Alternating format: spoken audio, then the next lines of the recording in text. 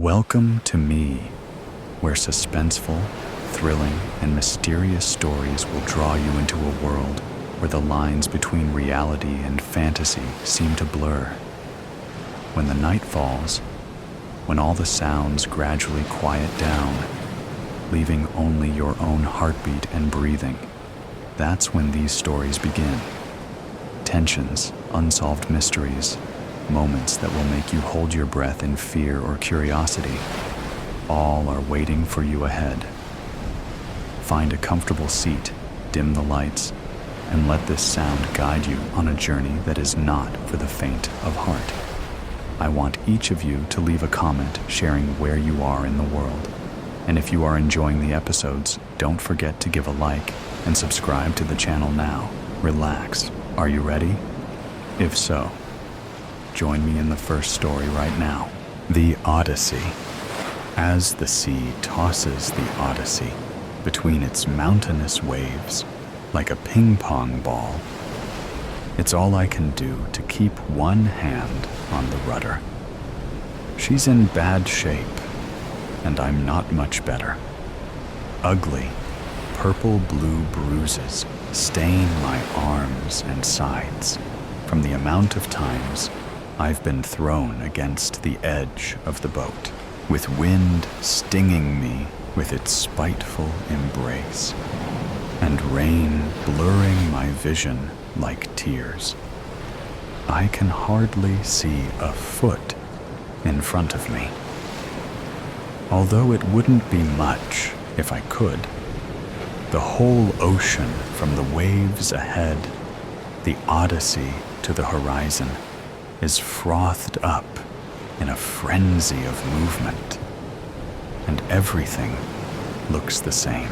Another wave crashes against the side of the boat, and she tips sideways. My legs slip out from under me. I'm hanging, arms stretched high over my head as I hold on to the rudder. The Odyssey is almost still, stuck in the uncertain midpoint between falling right way up or upside down. I clench my eyes shut and breathe in deeply. My stomach clenches as I try to hold in the air I'll need when the boat gets overturned. The vicious wind assaulting my ears stops me from hearing the wave that turns us over. My head hits the deck. I lose my grip on the rudder. My senses flood with water. I try to keep a clear head without opening my eyes. Hopefully, the hundreds of storms I've been in before have adequately prepared me for this. It's what I think every time, but I never know until the storm has passed and I'm still alive. Under the surface, the current's still the same. It tosses me from one wave to another.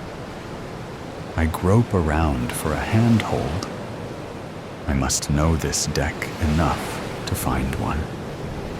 But within the rage of the storm, I can't place my thoughts steadily enough to get a clear picture of the deck above water.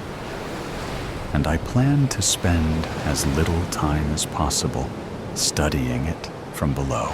After what was probably minutes rather than hours, but was, in either case, too long, I managed to grip something. It's a kind of pole, thick, so that I have to use both hands to hold on. My lungs raise a tentative whine, a plea for my mouth to open. Not yet, I tell them. Previous storms have taught me I'll have to wait until the fury is over before I upturn my boat. In the meantime, I'll have to find my way onto the bottom of the vessel to catch a breath and try not to slip off until the storm has passed. I claw my way to the edge. My eyes are stinging from the exposure to salt water and from how tightly I'm clamping them together. There's a flame alight in my lungs, and I fight the urge to open my mouth for just 1 second to put the fire out. I grab the end of the keel and try to push myself up, but it's too wet and slippery to get a firm hold. The waves slap me against the boat. My mouth opens involuntarily to groan in pain, and I clamp it shut. Too early or too late. Water has managed to creep inside my mouth, but air hasn't. Clinging desperately to the edge of the keel, I wrap my legs around the rope that's always coiled on the end of the deck, not daring to open my eyes. I clench my knees together and try to pull the rope up to me. It slips. I only just catch it with my feet. Suppressing a yelp, I force myself to remain calm. Panicking could make me drown. Trying a different tactic, I use my boots to spread the rope out. I have to let go of the keel with one hand so I can hold it. I hesitate, then shake the reluctance out of my head. Indecision could make me drown too. My lungs burn as if they're packed with ice. My left hand slips, and I take the opportunity to grasp the rope. Pulling it upwards, I grab the keel again, this time holding the rope between 2 fingers. A lull in the waves lets me take a shaky breath. Just enough to keep me going. I try again with my right hand. Letting go of the keel, I grip the rope between 2 fingers. I fiddle with it until I've got a good grip. Then pull my hand up to grasp the keel again. This is always the hardest part. So far, I've always managed it. But there's a first time for everything. If this doesn't work, I'm dead. I can't help the thought. I shove it away, recalling the face of my wife and daughter. I need to live, at least for them. Gathering my courage, I pull my hands up, bringing the rope with me. It goes taut, and I stop myself, breathing a sigh of relief. It would only waste breath. Tugging the rope upwards, I haul myself onto the bottom of the Odyssey and allow myself a breath. My lungs are still burning, but it's bearable for now. Only one more job. Taking a deep breath, I lay on my front and force my head underwater. I don't waste time tying a double anchor bend around the closest rail of my boat. Finishing it, I drag my head out of the water and quickly tie the other end of rope around my waist in a bowline knot. I pull myself back out of the water and treat myself to a well-earned breath. A few drops of salt water splash past my open lips, but at least I'm not drowning anymore. Lying uncomfortably on my front, I stretch my arms and legs out to improve balance. I can feel my face turning red from being pressed against the keel, so I turn it sideways. One eye is too squashed to open.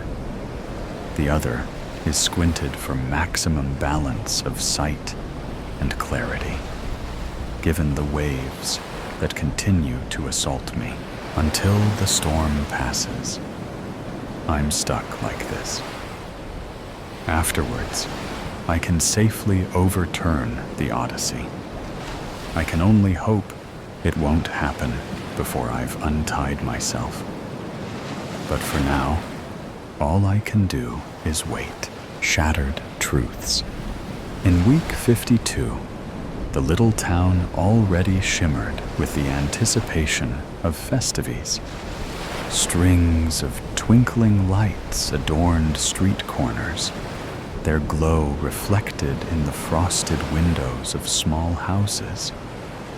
The air was somehow alive with the scent of candied almonds, cinnamon, and vanilla, sweet bakeries waiting to be shared.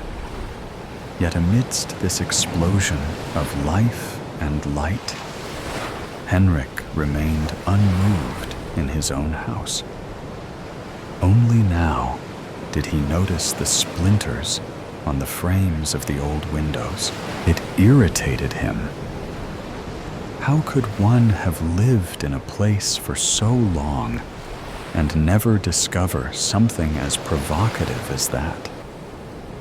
30 years in the same house, married to a woman named Benta. She never had much interest in cleaning like most women her age had. Henrik looked up from the bed where he rested his body in the afternoon. Naps like these started to occur more often than before. Probably age, or hell knows why. The door was open, and he could see the light from the lamp in the kitchen. Very faint, but just enough to see clearly. When was the last time he changed the light bulbs? Or maybe the last time he did that? Maybe 4 years ago? Or 6? Henrik got up and walked around the house for a moment until he saw the old plates. Small teacups were there too. They had gathered dust over time. Why did she even collect them when she didn't even polish them? Wasn't that something you do when you collect all sorts of crap? Henrik took his box with pills and swallowed a handful of them with lukewarm water, and then grabbed his cigarette box. As the flame flickered to life and touched the tip of his cigarette, the first inhale hit him with a rush of warmth, pulling him out of the heavy fog of his sadness. The bittersweet wave of nostalgia washed over him, carrying flashes of his younger years, when the world was a vast, untamed promise, each day unwritten and brimming with possibilities. Now, every movement was deliberate, every breath a reminder of the disease that gripped his body, unraveling him piece by piece. The cigarette trembled in his unsteady fingers, a cruel contrast to the steady, unbroken rhythm of his past, when his hands had been strong and his future limitless. Henrik looked up at the cupboard with the plates. He no longer spared them a glance, knowing they wouldn't remain in his house much longer.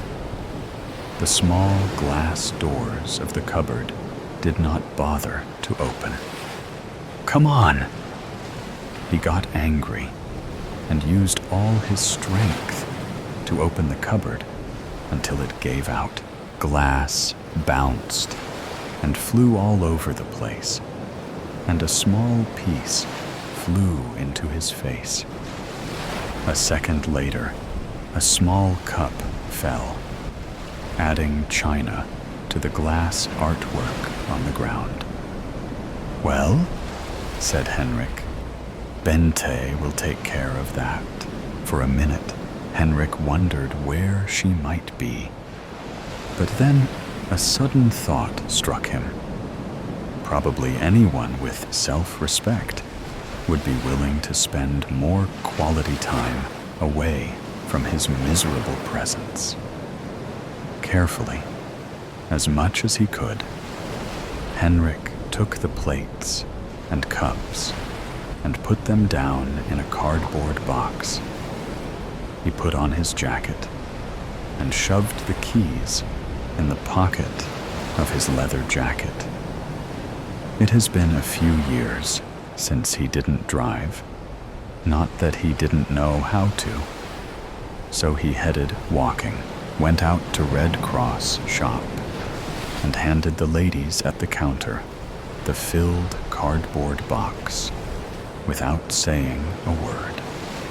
Henrik stepped out into the street and saw that it was beginning to get dark. He gave a sigh of relief, as if that particular china was a burden that added more weight to his heavy enough life. It was past 3 in the afternoon, and the clouds were long and transparent. When was the last time he went out for a walk? Not recently, for sure. It was too unbearable to look at all these energetic people. Energetic enough to laugh and move around, with no rollators, and accompanied by themselves only. Each step now felt like a quiet triumph. The rhythm of his feet against the pavement was a soothing reminder that, despite the tremors and stiffness, Henrik was still moving forward, and this helped to refresh his mind. The crisp air brushed against his face, and for a moment, the simple act of walking became a victory over the weight of his condition. After about 15 minutes, Henrik walked in the dark until he saw a neon sign. He had forgotten his glasses at home, but the word bodega was big enough to read.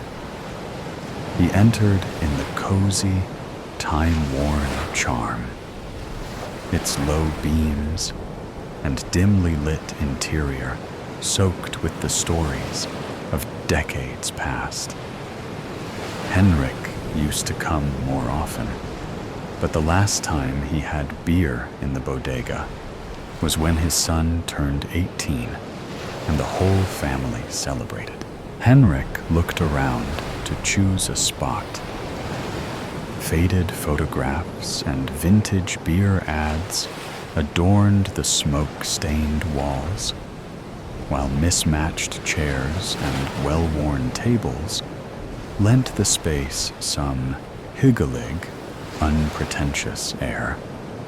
A faint aroma of beer mingled with the occasional smell of fried food, as locals leaned on the polished but scuffed wood counter, exchanging jokes over clinking glasses. Henrik felt strange. There was only a small group of people, and the whole room smelled of something naggingly recognizable. Henrik sat down next to a lone man. Both were silent. Only their bodies felt close enough to feel each other's hollowness. Jens could hear Kim's "In a Little While" playing, and turned to the guy for some small talk. "Aren't pleasantries often a way to save ourselves from being engulfed by awkward solitude? The man looked much younger. Henrik saw him drinking from a small porcelain cup, like the ones he just left off earlier. Funny, Henrik thought, and forced his eyes to focus more. He noted he wasn't a man at all. He was a teenage boy with tears in his eyes. "Are you okay, my boy?" "What's going on?" Henrik asked. The boy didn't answer, but turned around, revealing a deep gash reaching from his left shoulder to his lower back. Henrik's eyes widened. The boy stopped smiling, and his somber look turned into a gunta, empty expression. He collapsed to the ground with a heavy thud. Henrik noticed that the boy had a guaz on the inside of his jacket. He grabbed it abruptly, without anyone noticing. Henrik didn't have his phone with him, so he asked one of the people in the bar to call the police and pointed to the body. When Henrik opened the door, the wind blew in his face. Rain poured in, and the weather was completely different from just a couple of minutes ago. The sky was entirely black, and the sounds of screams were coming from the distance. Henrik was following the wails, not actually sure where he was heading to. He had almost reached home when he saw two individuals in front of his neighbor's house. They looked like thieves, and when he fixed his gaze, he saw they had weapons in their hands and looked dangerous. They were murderers. Henrik stepped back and was about to hide behind a large willow tree when they noticed him. Henrik took the boy's gun and readied to fire. To his surprise, the gun was empty, and he panicked. Henrik could hear his own snorting breath over the wind. He couldn't run. He couldn't hide. So he just sat quietly on the ground, putting the gun down in despair. Henrik saw a red car driving up the dirt road. It stopped so suddenly that it skidded and slid into the nearby ditch. Henrik felt the weight of his decisions and his fractured memories pressing down on him.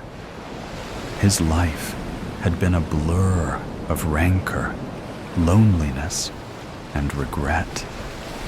But now it was ending in chaos while the sirens grew louder and armed men scooted closer. The middle-aged woman who came with the red car, Bente, rushed toward Henrik, screaming at the officers who found an unarmed ill man announced missing.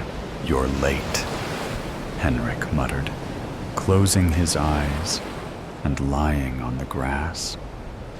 But now it seemed she didn't hear him. He got lost twice last week. Again, without the phone, everything started to fall apart after we lost our young love, uttered Bente through tears while they were lifting Henrik and heading to the ambulance. The two people, his neighbors, helped Bente to collect a few scattered pieces of china, and no one knew why Henrik had a porcelain loop handle around his ring finger, like a breath of cold air. By December, Montreal was buried under a heavy coat of snow that had been piling up since late October. Gray slush lined the streets, the result of salt and traffic grinding the once pristine snow into a dirty, icy mess. The biting cold cut through even the thickest coats, and the endless scraping of shovels and snowplows provided a constant backdrop to city life. Holiday decorations were everywhere, but their cheer felt commercial, more of a reminder to spend money than a celebration. The air smelled faintly of exhaust and wet wool, the kind of scent that lingered in crowded metro stations and poorly insulated homes. Yet, as Veronique walked through the city streets, her boots crunching against the fresh snow, she couldn't shake the feeling that something wasn't right. She'd always loved the holidays.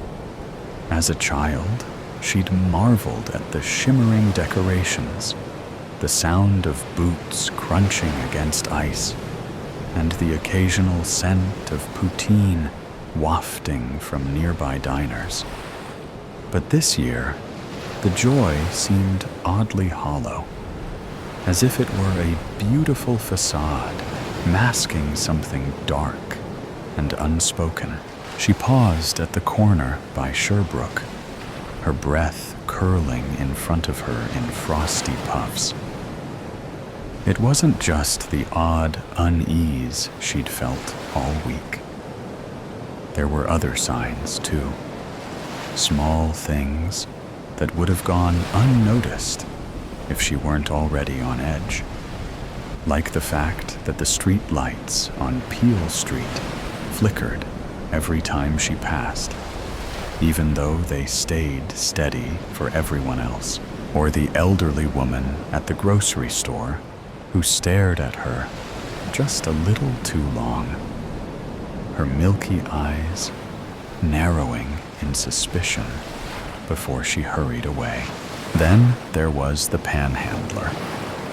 Brian had been a fixture outside McGill University's McLennan Library for as long as Veronique could remember. Now in her third year, she'd often passed him on her way to classes. Wrapped in layers of tattered coats and scarves, he was well known among the students, who occasionally dropped coins into his cup. Brian had a reputation for getting himself thrown in jail during the harshest nights of winter, a desperate but effective way to stay warm. Last year, however, everything had changed. Brian had started muttering about the Winter Watcher, claiming to have seen him lurking in the city. His stories grew more frantic, and the locals dismissed him as crazy. Then, one night, Brian's body had been found in an alley, his lifeless form curled against the icy ground.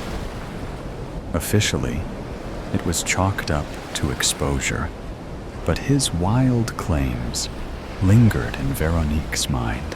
Lately, she'd been seeing Brian again, or at least she thought she had.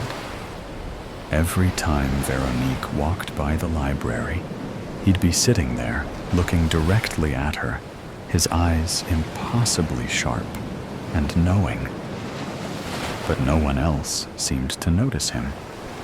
When she asked Tara, her friend had just laughed nervously. "Brian's been gone for a year, Veronique. Maybe you're just remembering him." And when she glanced back, it was as if he'd vanished into thin air. "Get a grip," Veronique muttered to herself, pulling her scarf tighter around her neck. She glanced around the bustling street. Everything looked perfectly ordinary, People bustled into malls or hurried underground into the metro system to escape the biting wind. And yet, she still felt the weight of something looming just beyond reach. She turned toward Upstairs Jazz Bar and Grill on Bishop Street, a cozy spot where she could grab a reasonably priced lunch and momentarily escape the cold. As she walked, she couldn't shake the nagging sensation that Brian's ghostly presence had followed her. Even now, she felt as if a pair of eyes were drilling into her back, though every glance over her shoulder revealed nothing but bustling pedestrians. The regular waiter, Roman, who hailed from Poland, greeted her with a familiar nod. People like Roman weren't called baristas in the 1990s, but he knew her usual order by heart. "The usual, Veronique?" Roman asked, already reaching for a menu, but knowing she probably wouldn't need it. Veronique nodded, offering a half smile. She found a seat near the small stage, cradling her coffee as jazz music played softly in the background, its warmth seeping into her hands. She stared out at the bustling street, searching for what? She didn't know, but the feeling of being watched pressed against her back, making her fidget in her chair. "You okay?" Roman's voice startled her. He had appeared beside her, his concern etched across his features. "Yeah, I'm fine," Veronique said quickly. "Just tired, I guess." Roman hesitated, then nodded. "Well, let me know if you need anything." When he walked away, Veronique caught sight of something in the reflection of the window. The panhandler from outside the library, standing still as stone on the opposite side of the street. She whipped her head around, but the spot was empty. The crowd moved on, oblivious. Veronique's pulse quickened. She could have sworn she'd seen him. Not just anyone, either. It was unmistakably the same man. His ragged layers and piercing gaze haunted her thoughts. She shook her head, taking a long sip of her mocha. Maybe she was imagining things. That night, the whispers returned. Veronique lay in bed, staring at the ceiling, her heart pounding in the dark. The murmurs were faint, but unmistakable, as if coming from the walls themselves. "Who's there?" she called out, her voice trembling. The whispers stopped abruptly, leaving the room in suffocating silence. Veronique reached for her phone, its glow a small comfort in the oppressive dark. She typed a quick text to her best friend, Tara. "I think I'm losing it." Weird noises in the house again. A reply came almost instantly. "Want me to come over?" Veronique hesitated. She didn't want to drag Tara into this. Whatever this was. "No, I'll be fine. Just needed to tell someone." She set the phone down and closed her eyes, willing sleep to come. When it finally did, her dreams were restless. A blur of faceless figures, snow turning crimson, and the sound of bells tolling deep and low. The next morning, Veronique decided she needed answers. If she didn't do something, the unease would consume her. She started with the McGill Library, its towering stone facade dusted with fresh snow. The interior smelled of aged paper and varnished wood. The librarian, Mrs. Haversham, greeted her with a kind smile. "Researching something special?"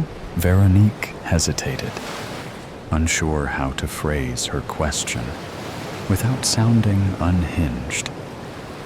"Actually, have you ever heard of anything strange happening around here? Like weird stories or legends?" Mrs. Haversham's smile faltered. "Strange how? I don't know. Just things that don't feel right. Or people seeing things that aren't there." The librarian's gaze sharpened. She glanced around to make sure they were alone before leaning in. "You're not the first to ask questions like that. This city has its quirks, let's say, especially around this time of year." "What do you mean?" Veronique pressed, her pulse quickening. Mrs. Haversham hesitated. "There's an old story about someone called the Watcher. It's just a folk tale, of course, but some say he appears in times of great personal unrest. They say he watches, waiting for something. But here's the strange part. Only the one he's watching can see him." Veronique swallowed hard. "Have you seen him?" The librarian's face darkened. "No, and I hope I never do." That evening, Veronique found herself standing in her living room, staring at the Christmas tree she'd painstakingly decorated the week before.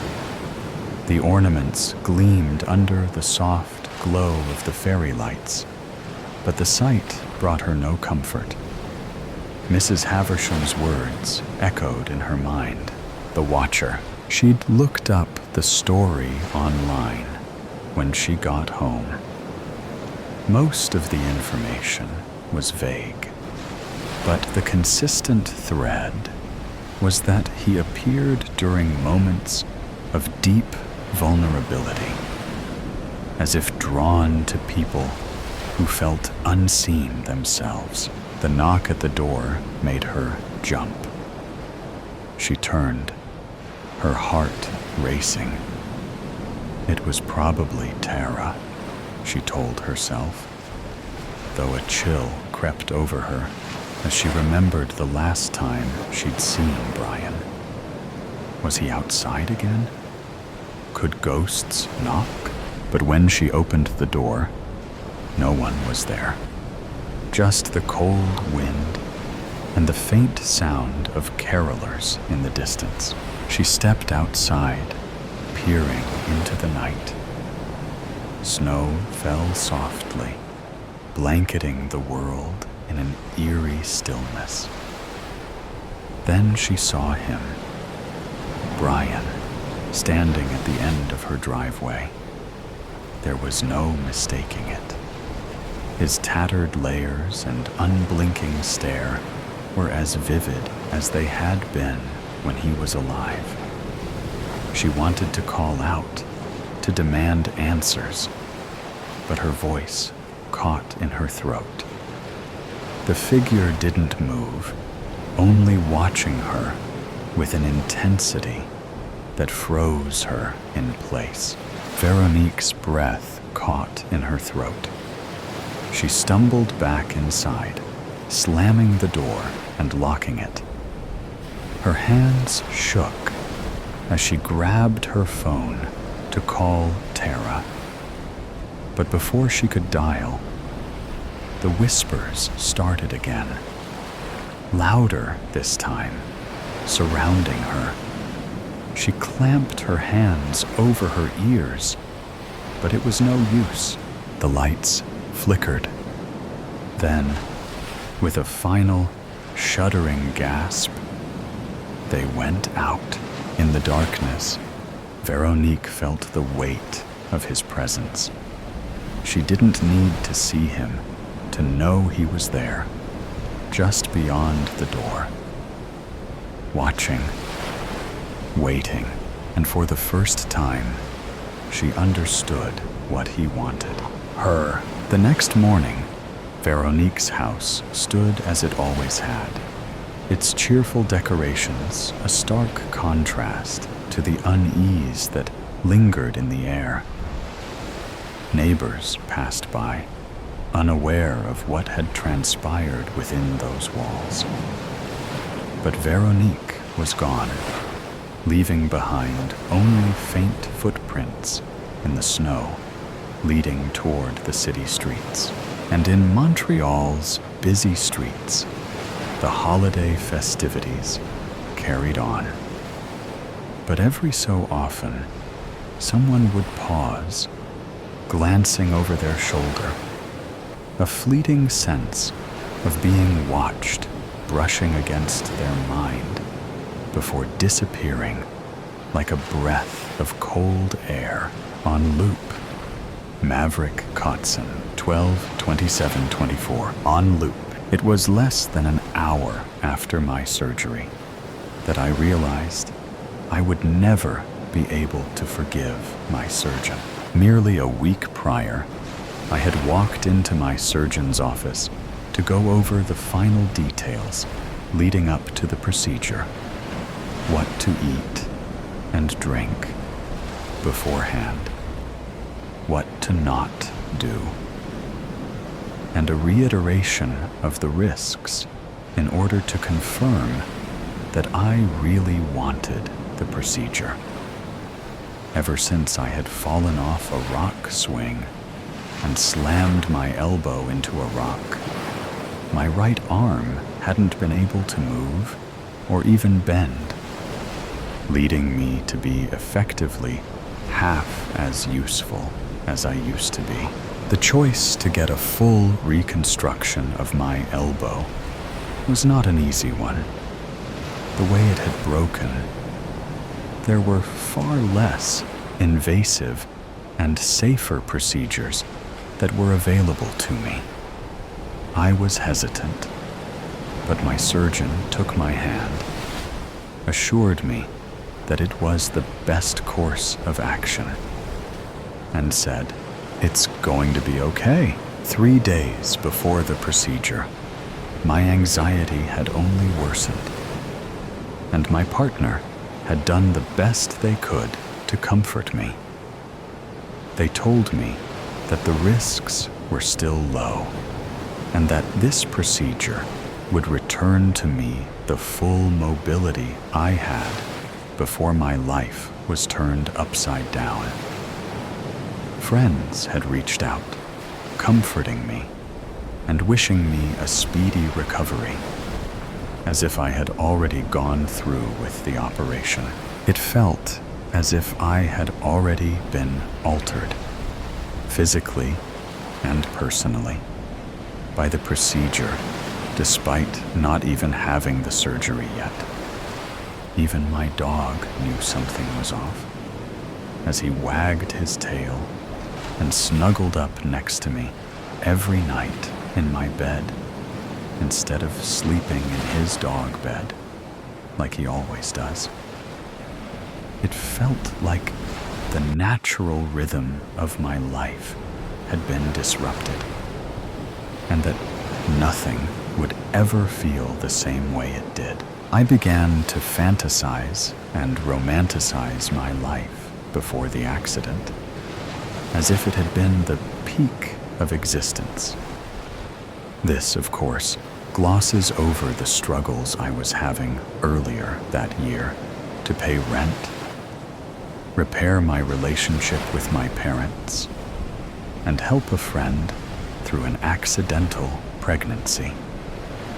Through the storm of thoughts, I clutched desperately to the mast of the boat, repeating as the next big wave came to hit me. It's going to be okay. 2 days before the procedure, the anxiety had not improved, and it was visible on my partner's face that they were clearly worried about me. My despondency when I was asked questions, my inattentiveness when attempting tasks with one arm, and even my lack of appetite were just a few of the worrying symptoms that were beginning to present themselves en masse.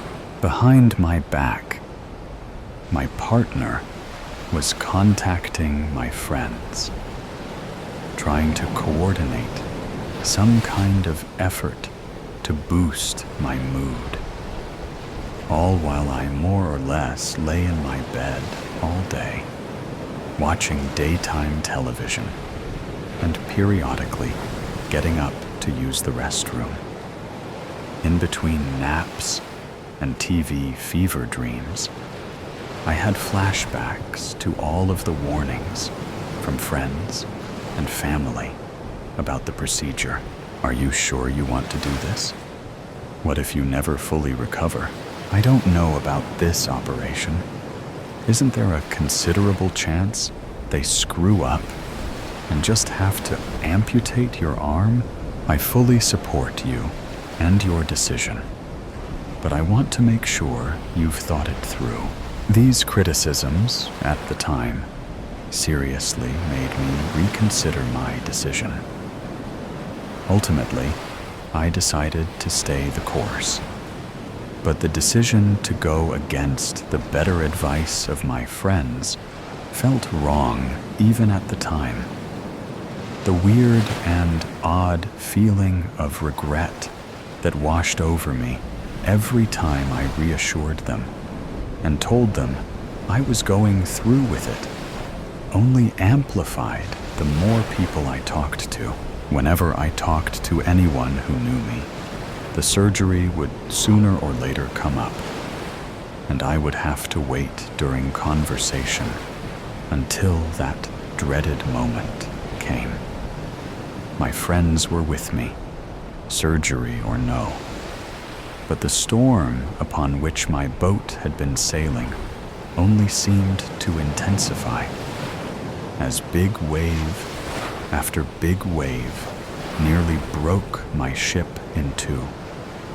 Still clutching onto that mast of hope as thoughts flowed freely in and out of my mind as I lay awake at midnight.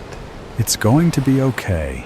24 hours out from the procedure, my anxiety had completely paralyzed me. Even the most basic tasks, like brushing my teeth or going to the bathroom, felt like Herculean tasks that required tremendous effort. I turned off my phone at that point in order to calm my nerves, and had even sworn off television for the day. I just sat in my bed and read some of my favorite books, periodically taking breaks to stare out of the window. The surgery loomed like a dark cloud above my head, ready to rain over my head at any given moment and take full control of my consciousness. It dawned on me at that moment that this procedure, the one I had defended from friends and fought so hard to have, had largely come to define me as a person. At the very least, I had let it define me in many ways. Reflecting on my thoughts at the time, I am now able to see how completely enveloped I had been. Irony, though cruel. For it seemed that despite the fact that my elbow was about to be repaired, a part of me had been damaged in the process. Sure, I was to be fixed physically, but mentally, my anxiety and nervousness had never been higher. As I went to bed that night, the last thought I can remember is a gentle acceptance as the day of the surgery fast approached, and a comforting line, "It's going to be okay." On the morning of the surgery, my surgery, I was woken by my partner early in the morning. They gave me my water bottle, my clothes, and opened the door for me to get into the passenger seat of our car at a bright and sunny 4 a.m. By the time I got to the hospital, all events began to blend together. The reception, the being shown to the bed, and the surgeon's explanation of the preoperative all seemed like a free-flowing dream. The last memory I have right before going under anesthesia is of my partner holding my hand, whispering in a soft, reassuring tone, "It's going to be okay." As I would soon find out, it was not going to be okay. Based on the beginning of my story, you can guess how well my procedure went. 3 hours into the reconstruction of my elbow, a complication caused internal bleeding all throughout my arm. With no ability to stop it, they ended up having to amputate my arm from the elbow down. Upon waking, I felt phantom pain almost immediately, and would continue to feel that way for days after. My surgeon came into the room shortly after I awoke and tried consoling me. There was nothing I could have done. These things just happen sometimes. I'm sorry. Did any of his words even matter? I had held his words dear for so long, and for them to ring hollow in my moment of utmost need was one of the most depressing situations I have ever been in. My partner, in between crying sessions, attempted to reassure me. I heard him begin to say, "Don't worry, no matter what, it's going to be..." Whispers in the Snow. Title: Whispers in the Snow. Emily pressed her forehead against the cold glass of the window, her breath leaving no trace on the surface. Outside, the village lay blanketed in snow, every rooftop twinkling with warm lights. Christmas Eve had always felt quieter since Daniel's death, but this year, the silence pressed harder against her ribs. She ran her fingers along the edges of a faded photograph. Daniel's grin, all teeth and mischief, stared back at her. He was only 17, a car accident on the icy roads. At least, that's what everyone had told her. But no matter how many years passed, Emily could never quite remember the details. Or her mind was forcing her not to. "I wish you were still here," she whispered. The old box of decorations sat half empty at her feet. Relics of past holidays she'd tried to avoid. Digging through it felt more like excavation than preparation. Near the bottom, something cold brushed her fingers. A small pocket watch cracked along the face. Daniel's. It was frozen at 11:58, the time of his death. Emily traced the hands of the watch with her thumb, hesitating for only a moment before winding it. A single tick echoed in the room. Her vision blurred, and the world dipped beneath her feet. She stumbled forward, clutching the mantel.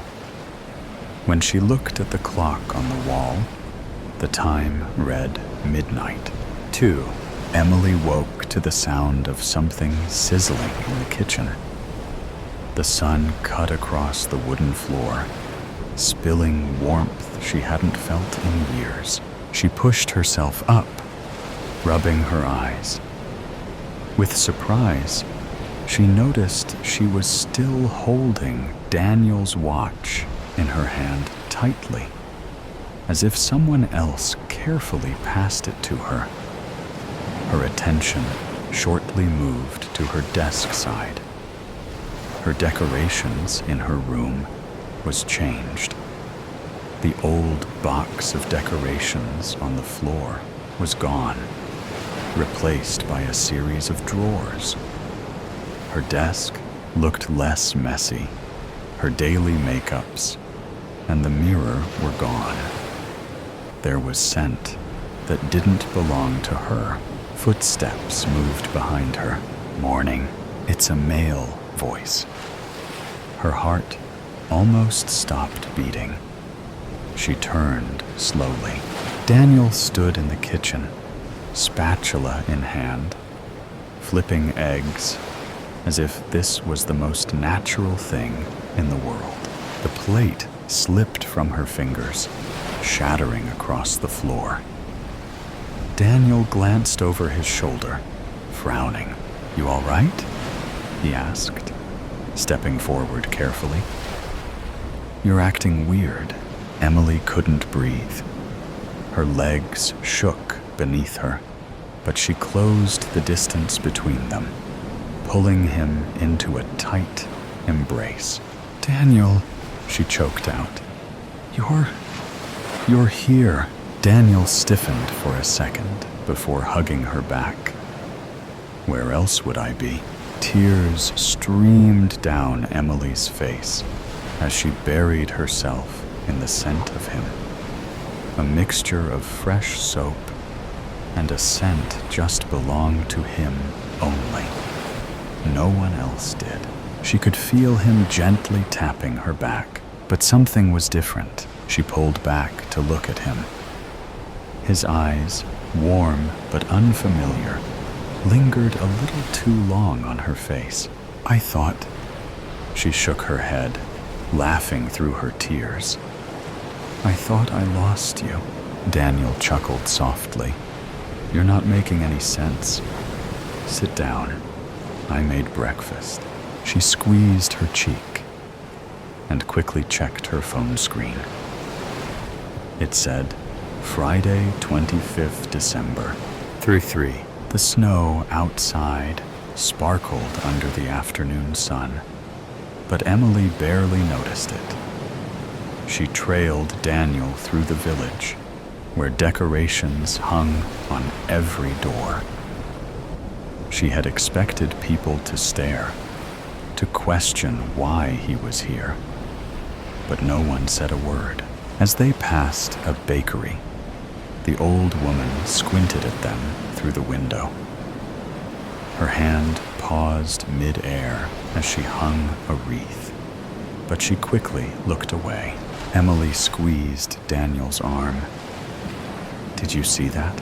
"See what?" She was staring at us, like she'd seen a ghost. Daniel simply shrugged. Maybe she's not used to seeing you out and about, but Emily wasn't convinced. Was it? She was pretty sure she went there a lot.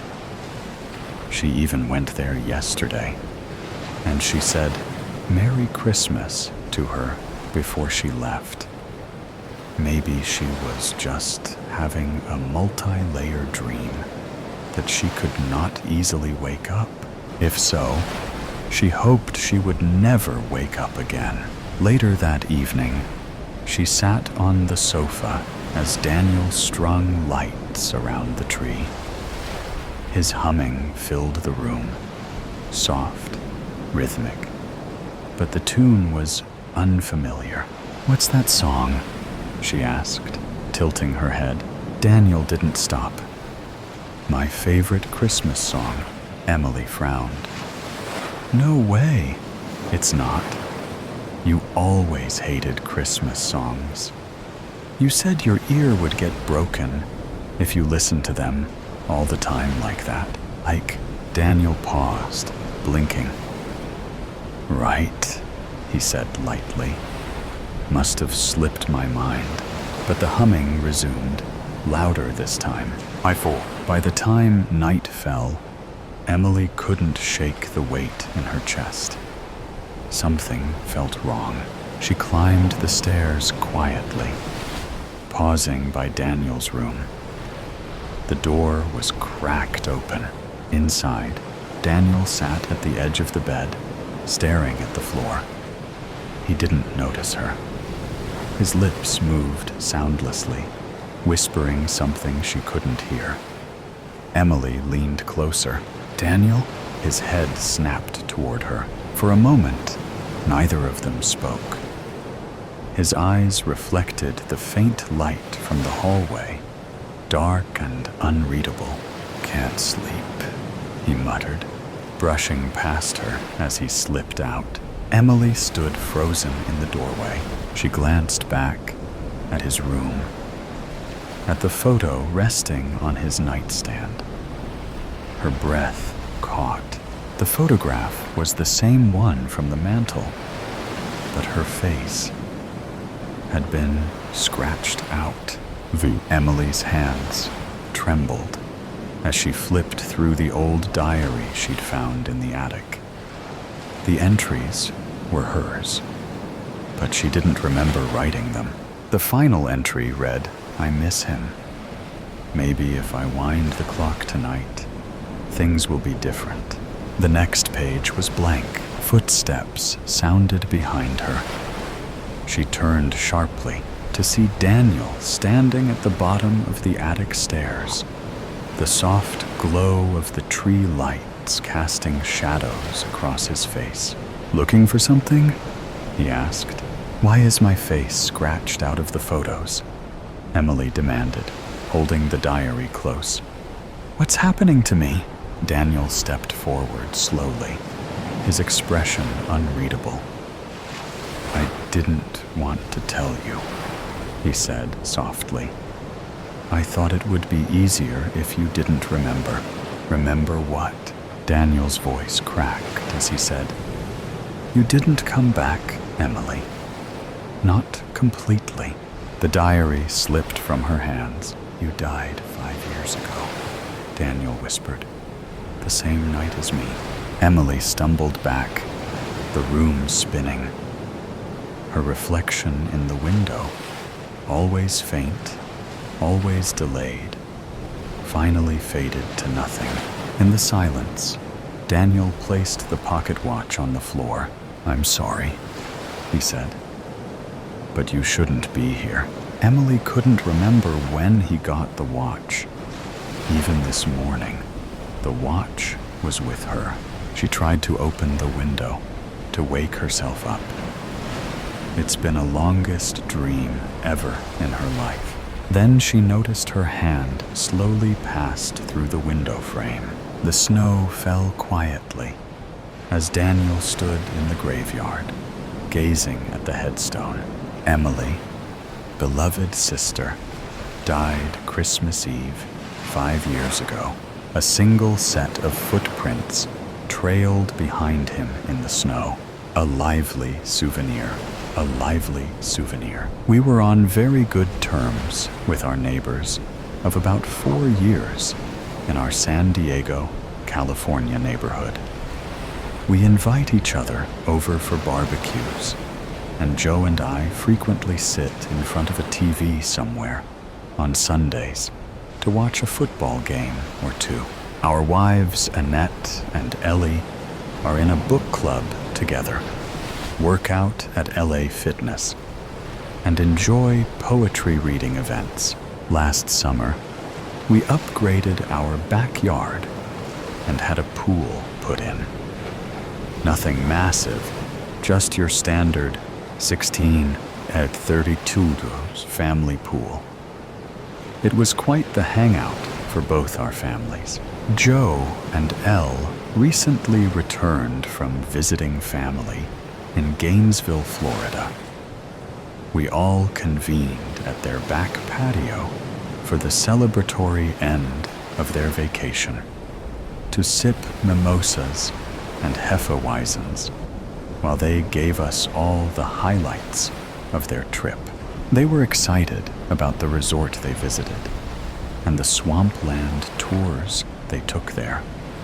They were like big kids describing how the airboat driver whipped them through the swamp, even giving them an extra thrill by Tokyo drifting on the sharp turns. "Sounds like a lot of fun," Annette replied. "Well, that's not the best part. We've found a bit of a souvenir." "Really?" "Oh yeah," Joe said proudly. I'll get it, Ellie said as she disappeared into the house. "I know initially you guys are going to think we're nuts, but I assure you, this is going to be great." "Wow, Joe," Donald said. "This is quite the build-up. The anticipation is killing us over here." Right then, Ellie emerged with a mid-sized glass tank. "Whoa!" Donald exclaimed. He can't believe what he's seeing. "No way! You guys can't be serious," said Annette. "That's crazy, guys." In the glass case, there was a 2.5-foot alligator. "Isn't he beautiful?" Ellie beamed. "He's already grown a couple of inches since we've been back." "Whoa, I was actually thinking you brought back a snake or maybe an iguana. But you went all the way back to the evolutionary source. A fucking alligator," Don said. "No way this is safe." "Elle, no way," Annette cautioned. She was concerned, and her voice shook with emotion as she tried to implore her friend to abandon this idea. "This thing is gonna grow and eat you guys. No, this is a terrible idea, sweetie." No, it's okay. We thought this through," John explained, and made an informed decision. "This wasn't an impulse buy." "I don't know, buddy. It looks like an impulse buy with teeth." Don chided them. They all laughed, except Annette. "How did you even come across somebody selling an alligator, Joe? I mean, I know it's Florida, but people aren't just selling these at the 7-Eleven. She asked. Joe explained how part of the habitat tour involved observing the local wildlife, including gators. They also breed them there. This alligator was part of a litter that was to be raised within the wildlife preserve, but unfortunately, it was a runt. He was too small to compete with his siblings for food, and eventually they would turn on him and consume him as well. The staff were going to have to put him down. This completely exacerbated Ellie, and after some conversation, a disclaimer, and cash, she somehow convinced the preserve owner to allow them to take the little guy with them. "And you were okay with this, Joe?" Don asked incredulously. Joe shrugged his shoulders. "I didn't see any issues with it being so small right now. I guess I kinda kicked the can down the road as far dealing with him getting to be full-sized. As it was explained to us, they are very loyal and highly intelligent. Once domesticated, they are just like dogs or goats." Wait, Annette asked. "How did you get it on the plane?"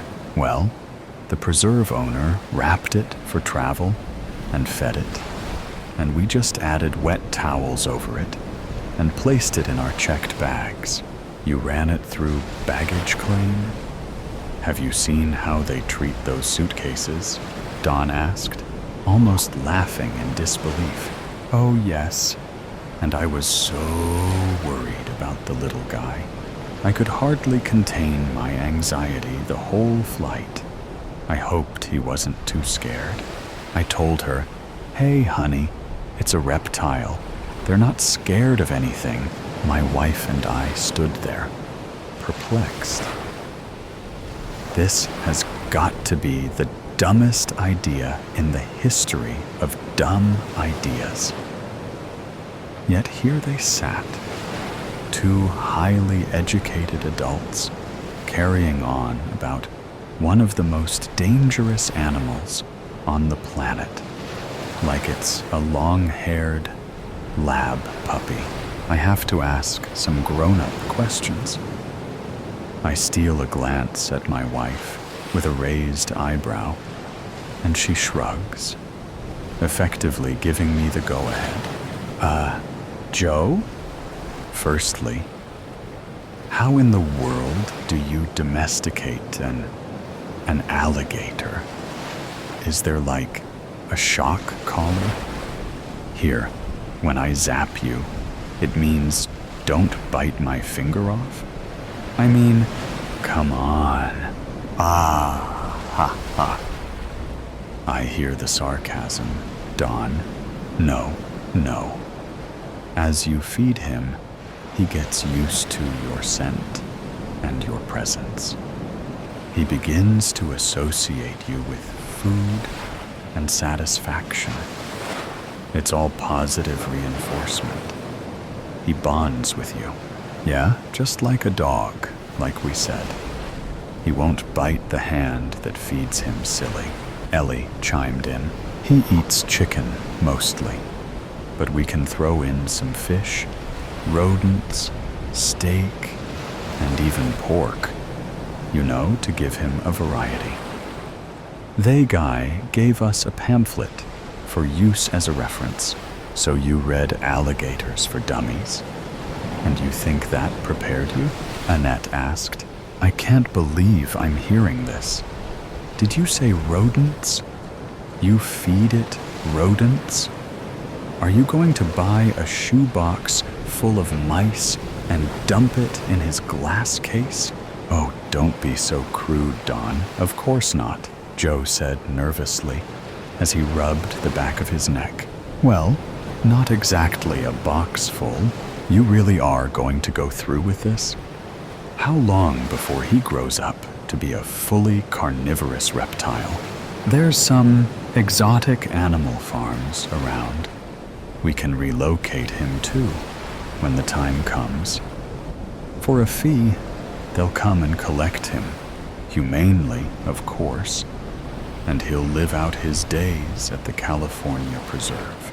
Dude, is this even legal in California? Can animal control fine you or come confiscate it? Well, it's an ask for forgiveness instead of permission kind of thing. We aren't breeding it or selling it for a profit, so therefore it's characterized as an exotic pet, in my opinion. It's no more illegal that Tyson having a tiger or Michael Jackson having a chimpanzee. But this is an alligator, Joe. Annette pleaded outwardly with her friends. This is a cold-blooded beast. Every incident I have ever seen involves an alligator snapping, its jaws shut on some unsuspecting body part of the owner or trainer. We are trying to get you to see that this will end badly. You and Ellie are putting yourselves in danger. Annette's hands were on her hips as she's clearly frustrated. We can't seem to talk any sense into our friends. Look, guys, I hear you, but we'll be fine. Come here. Joe stood and put his arms out, and he, Dawn, and Annette had a group hug. Aw, there. That's so much better, Ellie said. I know. We appreciate your concern. You're good friends, and you have raised some thoughtful questions, and I would expect no less. But friends, don't worry. This is gonna be a great experience. Alex and us will grow to be... Wait, Dawn interrupted. Alex? Alex Alligator? Really, Joe? It absolutely fit like a glove. And when I called him that, his little eyelids flipped. I think he likes it, Ellie added. She reached in and stroked the back of its head. You want to hold it? Here, it's okay. Let me just get him situated. She set the glass case on the table and reached in and grabbed its tail with her right hand and slid her left hand forward to grasp it under its jaw. But something must have spooked it. It let out a high-pitched snarl and spun its head, and with its tiny but razor-sharp teeth clamped down on Ellie's forefinger and thumb. Blood immediately spurted outward as Ellie screamed and knocked the glass case off the table, which exploded when it hit the patio. Alex didn't fall.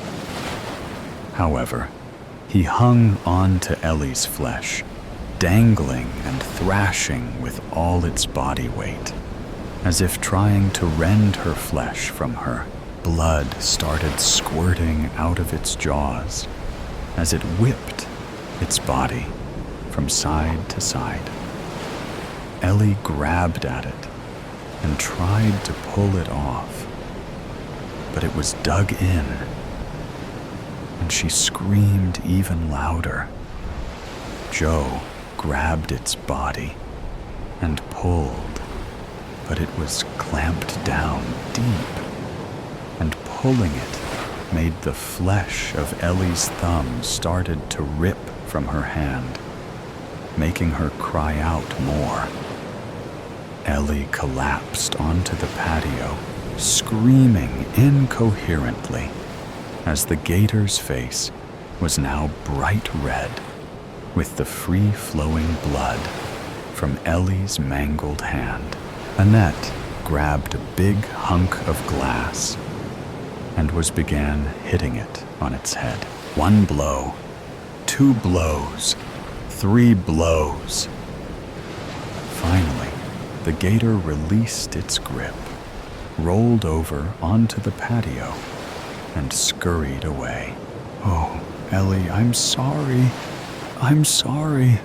I'm so sorry, Joe said as he pulled off his shirt and attempted to stem the flow of blood from Ellie's marred flesh. Her thumb was only hanging on by 2 tendons, and half the flesh from her index finger was tattered and torn. He wrapped it up with his shirt. Dawn, put pressure here, please, Joe said, almost in tears. Annette had both hands covering her mouth and was wide-eyed with disbelief as Ellie moaned and cradled her hand. She was growing visibly pale and going into shock, no doubt. Joe called 911 while Annette comforted Ellie. Dawn quietly wondered if they'd be able to save her thumb or not. How could this thing have turned so deadly so fast? Shit, he thought. Speaking of deadly, where is that little fucker?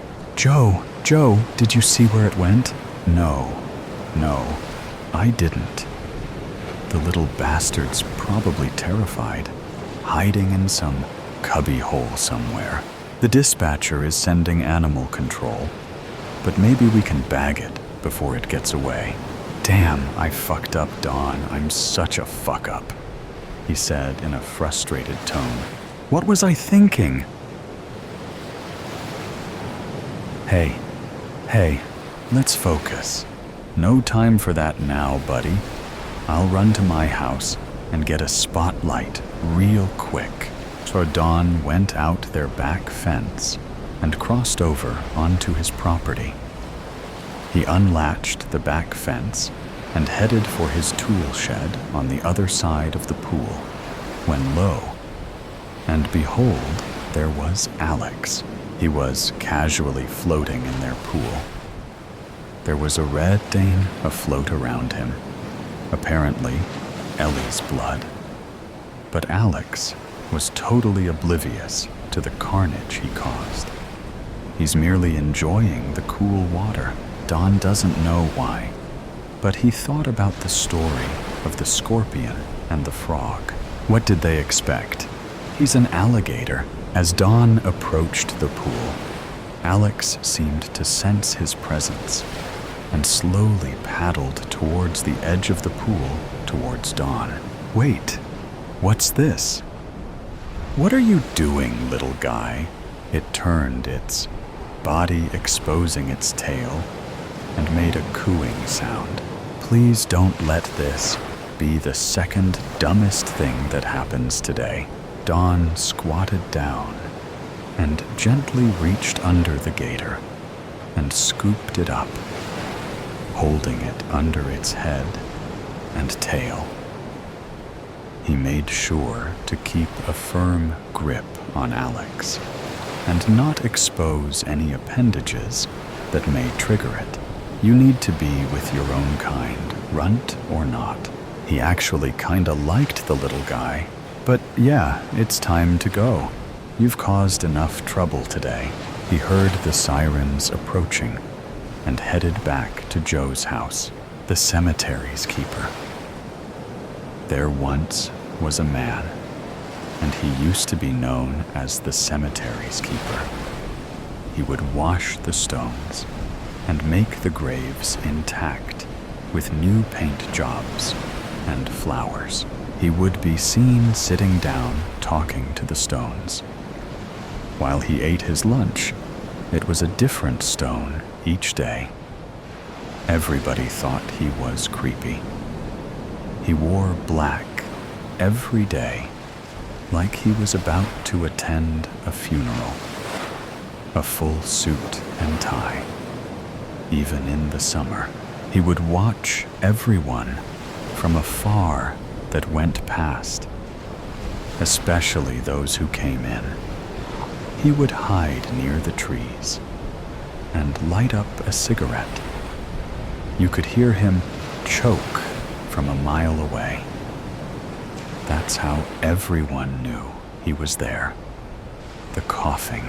He helped the community by doing his job and keeping it clean, but he would never get recognized for it. It was a hard job. Nobody knew his family. They knew he was watching them. He hung around the graveyard at night to stop the youngsters from vandalizing the stones, but he had to be careful as they were loud and in groups and could possibly be holding a weapon. He would just scrub it off when they left. Until one day, some youngish kids came by and smashed up all the gravestones and tried to dig to find the coffins and the bodies inside. The next day, he was found dead, lying among the gravestones, with his head in a bucket of water, what he was cleaning with. Whoever it was drowned him, and they had a purpose. There was a rumor going around saying that he hurt some children, but that was a lie. I'm Detective Susan Baker, and I took over this case. Two things were obvious, one being the fact that this was foul play. The other, I think I know who did it, and I needed him to confess. This fella I speak of has just gotten out of prison for murdering someone 5 years ago. He only got 5 bloody years. Pathetic from the justice system's side. but nobody showed up at court for him. His record was clean. He had never done a bad thing in his entire life. He had strangle marks around his neck. When I found him, he was cold. He had been beaten before he drowned. The coroner said he was definitely strangled to death. He had knife marks on his rib cages and a big one marked on his throat. Whoever killed him really wanted him to die. They collected the DNA and matched it with the strangle marks. Whoever it may have been left dirty scratch marks. With the gunk left under their nails, we found a match, just who I thought it was. The man has just gotten out of jail, and he got bail to his mother's house. He had nowhere else to go. He had a big group of friends that committed crime all over the area. The crime rate was bad without them. Hopefully, my partner, Sir John, and I could take down who did it today. It was going to be a long one, which meant that we wouldn't be with our families today, which was Christmas Eve. I wasn't expecting that. The boss said we could go, but once again, we had to protect the city. I put up so many Christians' lights this year, hoping to not have them vandalized too. During the festive holidays, the people in my area too would go absolutely nuts, screaming, fighting, punching on doing drugs, hard drugs, might I add, drug dealers on each corner. The lowest act was burning someone's house down on Christmas Eve, leaving them with nothing. In this area, this has unfortunately happened on a regular basis, due to mainly domestic violence or vandalism, the occasional break-in. I've gotten a few bravery awards due to taking down a man with a gun and saving someone from committing suicide. My partner is my mentor. He is a good bloke, tough, well-built. It was time to search for more clues. Maybe we will find footprints or something leading to the murder area. As we arrived in the darkness, we heard more youngsters roaming about and obviously destroying the headstones. We turned our flashlights on and pulled out our badges. They were horrified, stopped in their tracks. "We need the names of all of you. Now," my partner said with a scary tone. About an hour later, we had all their names. They were finally going to be charged with vandalism. Each kid had to pay for the damage that they did, with their protective parents. Each of them got a fine of $1,000. Each made payment plans. I wondered who would take over the graveyard now, or would they just let it overgrow? The graveyard overgrown. It had been about a month since he passed away. The stones were dirty, vines growing in every direction. We interrogated the fella that I thought it was, but he would not confess, even though we found his DNA on the man's neck. He said the old man kissed me, and I put my hands on his throat, but he didn't die. Last time I saw him, he was alive. I didn't kill him. I knew that was a lie.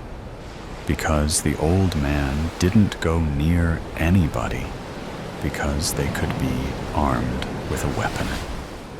We found a couple of footprints. We matched it with the same shoes, but he still would not confess, even after a violent interrogation. We showed him pictures of the old man's crime scene. He looked away. We made sure that we got a warrant out for his arrest. We found the murder weapon after a big search in the creek. He had dumped it in there. He had no remorse. He had his poker face on. He was put in a cell for attempted murder up until his court hearing. Banshee. The soft cushions of the leather couch cradled Kim's sweaty body. Her vision was fuzzy and dark, like looking through smudged sunglasses. She blinked rapidly, hoping to remedy her skewed sight. Then she heard voices, male and female. Yes, I did call 911. She needs to get better mascara. There's no way that was mascara. Kim recognized those voices. She must be on the couch in her office. But why? Well, what could it have been? Never heard anyone scream like that before. I know. It was unnatural. She must have had some kind of seizure. Yeah, it seemed her dog sensed it was going to happen. Oh, definitely. Don't worry, Kim. I'll take care of Groot while you're at the hospital. You won't believe this, but I had my first hot flash last night. It was so disgusting. Kim wasn't sure if that was TMI, but she was the broker and founder of this real estate firm, so she had the right to say whatever in the hell she wanted. However, she did find it uncomfortable to talk about.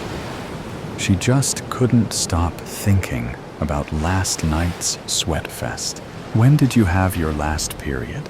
Shelley asked. Kim scanned the faces of the 12-member team of real estate agents gathered at the conference table. Mostly men. Men didn't want to talk about this crap. Kim had never felt comfortable talking about female plumbing issues either. And this was not the time, nor the place, nor the company to speak of such things. She shouldn't have started this conversation. Just not thinking clearly today. Moving on. Jeffrey, you have a new listing? Subject changed.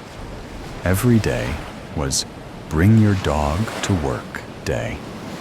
Kim brought Groot, a 2-year-old male Wheaton Terrier. Other team members brought their dogs as well, and all the canines got along. During the Monday meeting, Groot lay in his bed behind Kim's chair at the head of the table.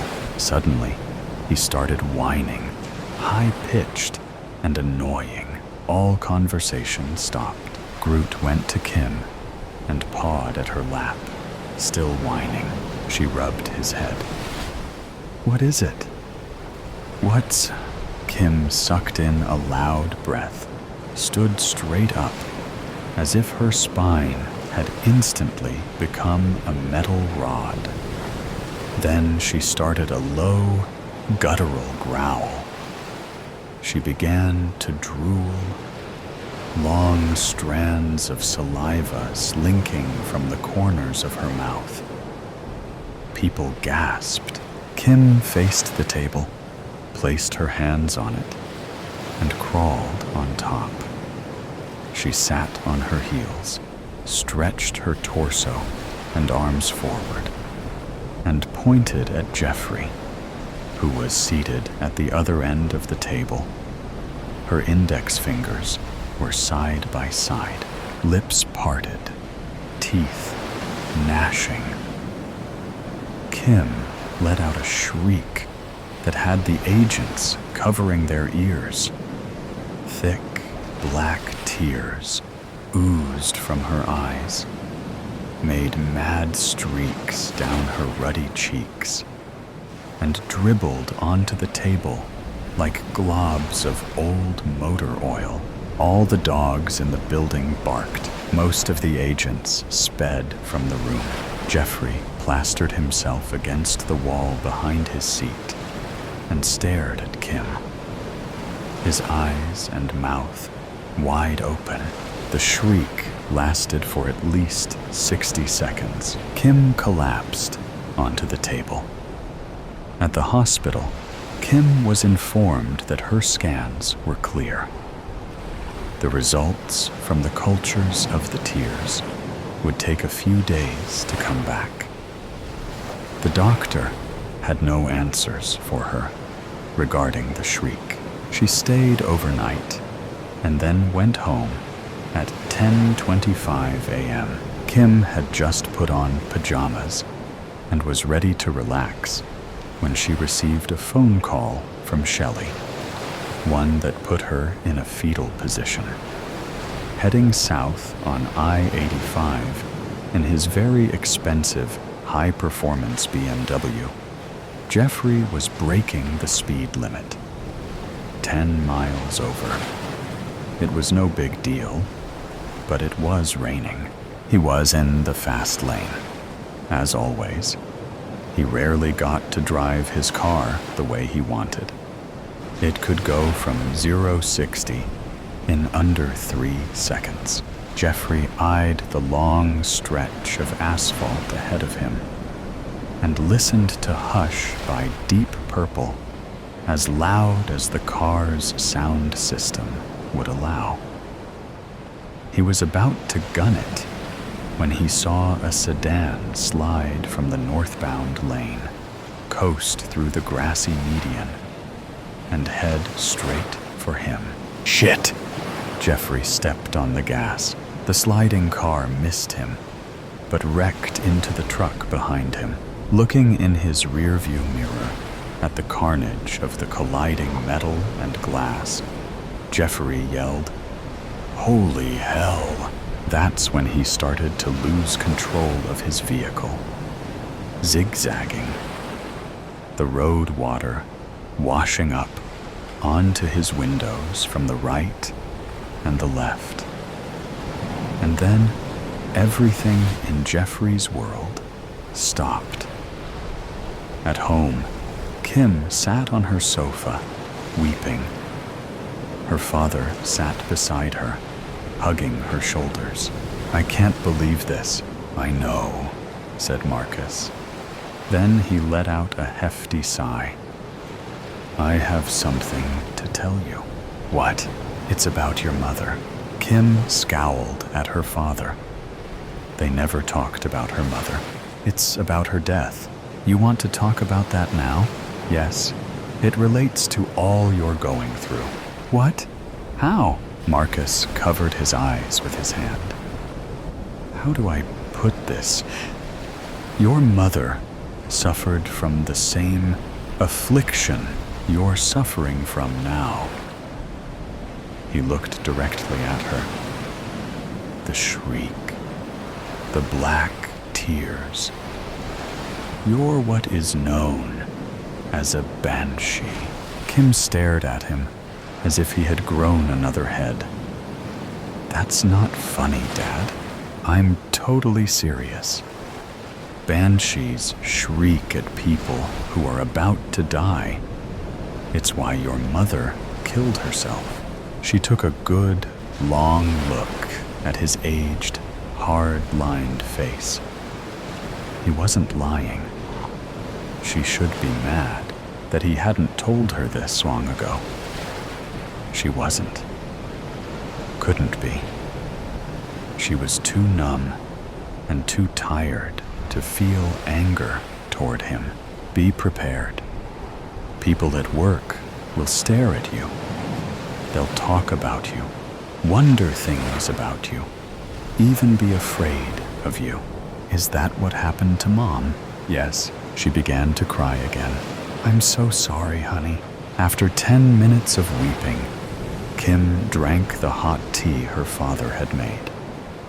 Groot went to her and sat beside her on the couch, which reminded her, Dad, Groot whined at me just before it happened. Yeah, nearby animals can sense the episodes before they happen. Don't know why. I've done a lot of research, but haven't determined why that happens. What all have you discovered in your research? Well, that only women are banshees, that it starts at menopause, that you'll be a banshee until you die. Fantastic. Didn't you know this was going to happen to me? We hoped it wouldn't. Your mother's mother said it might skip a generation. Hey, well, guess what? She sipped her tea. You should have warned me. I'm so very sorry. Marcus kissed his daughter's forehead. But seriously, what good would that have done? Kim thought about that. Her only response to his question was a shrug. Kim stood in the bathroom, blowing her nose. Her father had left a few minutes ago. She was still struggling to process all he had told her, and she was seriously thinking of retiring to avoid everyone at work.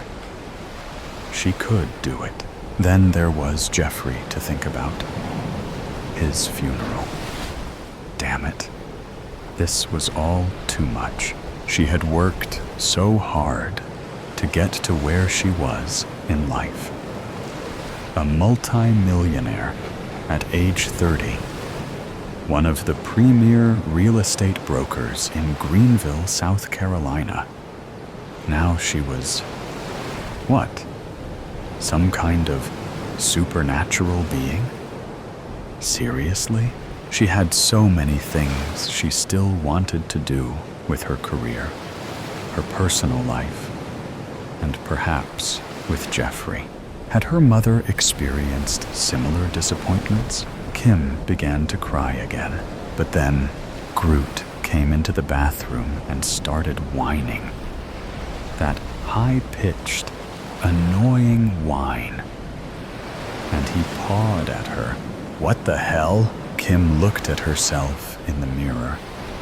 Big eyes, gritted teeth, drooling. Then the clear tears became thick and black. She pointed at herself. I wasn't expecting that. And then the shriek. Her. I remember her. The first time I laid eyes on her. She knocked at the wooden door. I knew it wasn't an adult knocking. I just know these things. The sound was light, timid, and just a bit too low on the door to belong to someone grown. I walked across my living room, the floorboards creaking under my weight, and unlocked the door. As I pulled it open, the hinges groaned softly, and there she was, standing on my porch, waiting for me. She came to me, and I knew it was her. I knew right away she was the one I'd been waiting for. I felt it. It's hard to put into words, but if I had to, it was like being struck by lightning in the pit of my stomach. A surge of electric energy coursing through me and ending in a sharp, tingling burst at the base of my skull.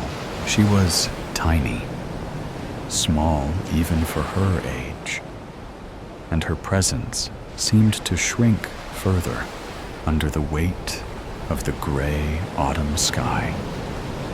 Her long blonde hair framed her round cheeks, dampened slightly by the drizzle that had been falling all afternoon. Her light blue eyes, startling in their clarity, reflected the dull brown of my front door, as if they were trying to absorb everything around her. She smiled then, just a flicker of a smile, timid, shy.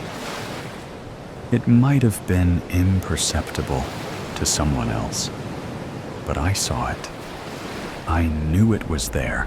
"Hi," she said, her voice barely louder than the wind rustling through the bare trees. I crouched to her level, studying her face as if I might find answers etched in the softness of her features.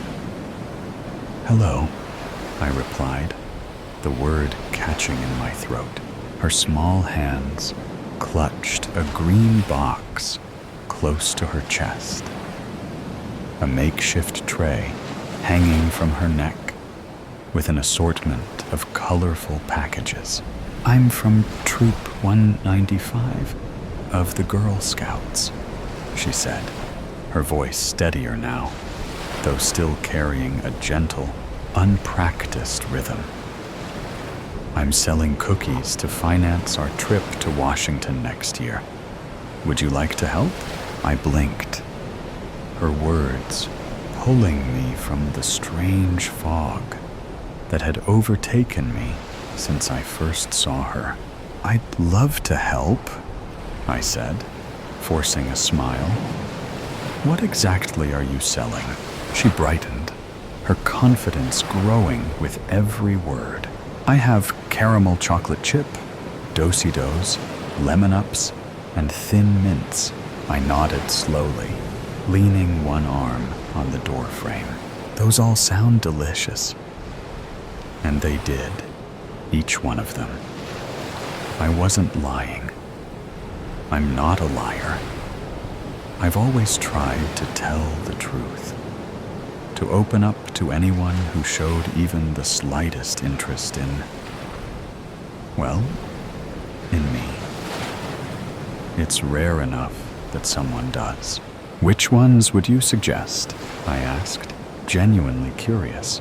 "The do-si-dos are the most popular," she replied, a practiced response, one she'd probably used at every house she'd visited. I tilted my head. "Are those your favorite?" Her expression softened, her small fingers playing with the corner of a box in her tray. "No, I like the Girl Scouts s'mores. But," she hesitated, her eyes meeting mine, "we're all out of those." She seemed genuinely saddened by that, and I could see it in her eyes. That's something I've always been able to do. Read people, see the emotions they hide behind words and smiles. It's a sensitivity I've had since I was a boy, and it hasn't faded with time. "How about this?" I said, my voice lowering, like I was sharing a secret. "Give me 2 boxes of do-si-dos now, and when you get more Girl Scout s'mores, I want you to come back here and bring me 10 boxes of those." Her face lit up, her smile blooming into something real and full. It wasn't timid anymore. It was happy, proud. She looked like she'd just conquered a mountain, a small victory in a world that often feels insurmountable at her age. "Really?" she asked, her voice rising with excitement. "Really?" I said, reaching into my pocket and pulling out the cash. I handed it to her. She reached for it, her movements unhurried. And as she did, I let 3 of my fingers graze the back of her small hand. It was a fleeting touch, imperceptible to her. Or at least, I thought it was. But I noticed. I noticed how her skin quivered, ever so slightly, under my fingertips, like the faintest ripple in still water. She quickly pulled the money back, her attention shifting as she counted it with practiced efficiency. Then, tucking the bills into the small pouch at her side, she handed me the 2 boxes with both hands. She held them out as though they were treasures, precious and fragile, the way a child often treats even the simplest things. "Thank you so much," she said, her voice louder now, the earlier shyness melting away. "I'm happy to help," I replied, meaning it. She turned to leave, clutching her tray of cookies like a prize. At the edge of the porch, she paused and looked back at me, her eyes wide and sparkling with gratitude. "I promise I'll come back when we get more s'mores. I'll be waiting," I said, watching as she skipped down the driveway, her small frame disappearing into the gray drizzle. I stood there for a moment, holding the boxes of cookies in my hands, feeling a strange warmth that wasn't entirely explainable. It wasn't about the cookies or the sale. It was about the way her smile had lit up the gray, how her small victory had momentarily lifted inside me. I closed the door and set the boxes on the counter. For a long time, I just stared at them, my mind replaying the exchange. Something about it had settled deeply in me, a seed waiting to grow, but her room wasn't ready. I needed to get it ready for her, to make it perfect, comfortable, a place where she could grow strong and healthy and happy. She deserved that, so I worked at it tirelessly, transforming the cold, gray basement into a beautiful sanctuary. The walls, once lifeless and bare, were painted a soft, light pink, the kind of color that whispered warmth and innocence. A bed with a quilted blanket sat in the corner, flanked by a small table with a lamp shaped like a butterfly. I built a shelf, filling it with hundreds of children's books, toys, and dolls. Every detail mattered. A camera sat discreetly in the top corner of the room, its lens fixed on the space where she would sleep and play. It wasn't about control. It was about safety. I added a lock to the heavy wooden door, one that could only be opened from the outside. It wasn't to trap her, no. It was to keep the world out, to ensure nothing could hurt her. The best part, though, was the shopping. I spent hours picking out clothes for her, envisioning her wearing them, imagining how she'd look. I chose soft fabrics in bright, cheerful colors, clothes she could wear now, and some she'd grow into over time. Each piece felt like a step closer to her, to making her mine. And then I waited. I waited for her to come back. Days turned into weeks, and still I waited. The 2 binders of cookies sat on the counter, untouched. I couldn't bring myself to open them. Instead, I would trace my fingers along their edges, touching the cardboard like I had touched her hand. Sometimes, I'd lift one to my face, inhaling the faint mix of packaging and something else, something peculiar and fleeting. The smell of her, the anticipation was unbearable. A constant hum under my skin. Each creak of the floorboards, each knock at the door, sent my heart racing, hoping it would be her. But she didn't come back, not yet. I knew she would, though. She had to. I'd made everything perfect.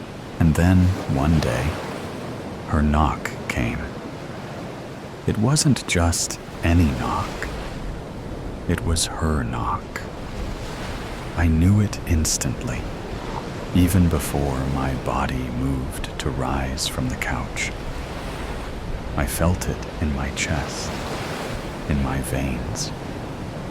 A spark of anticipation coursing through me. The moment I'd been waiting for, the moment I'd been preparing for, was here.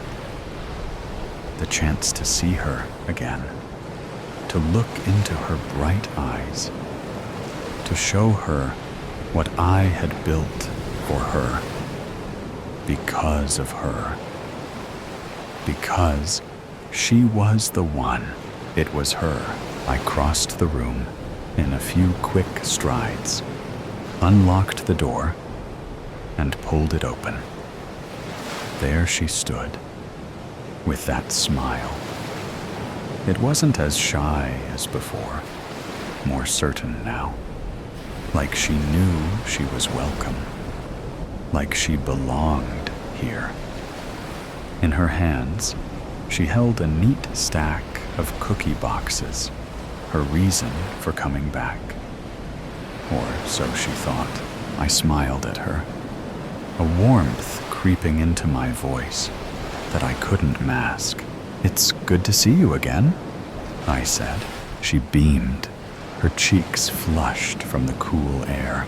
"I have your cookies, and since it's such a big order, I added a pack of lemon ups for free." "Well, now that's very kind of you," I replied, my tone light and friendly. I slipped my hands into my pockets, pretending to search for the cash. My fingers met empty fabric, as I knew they would. I hadn't carried any money in weeks.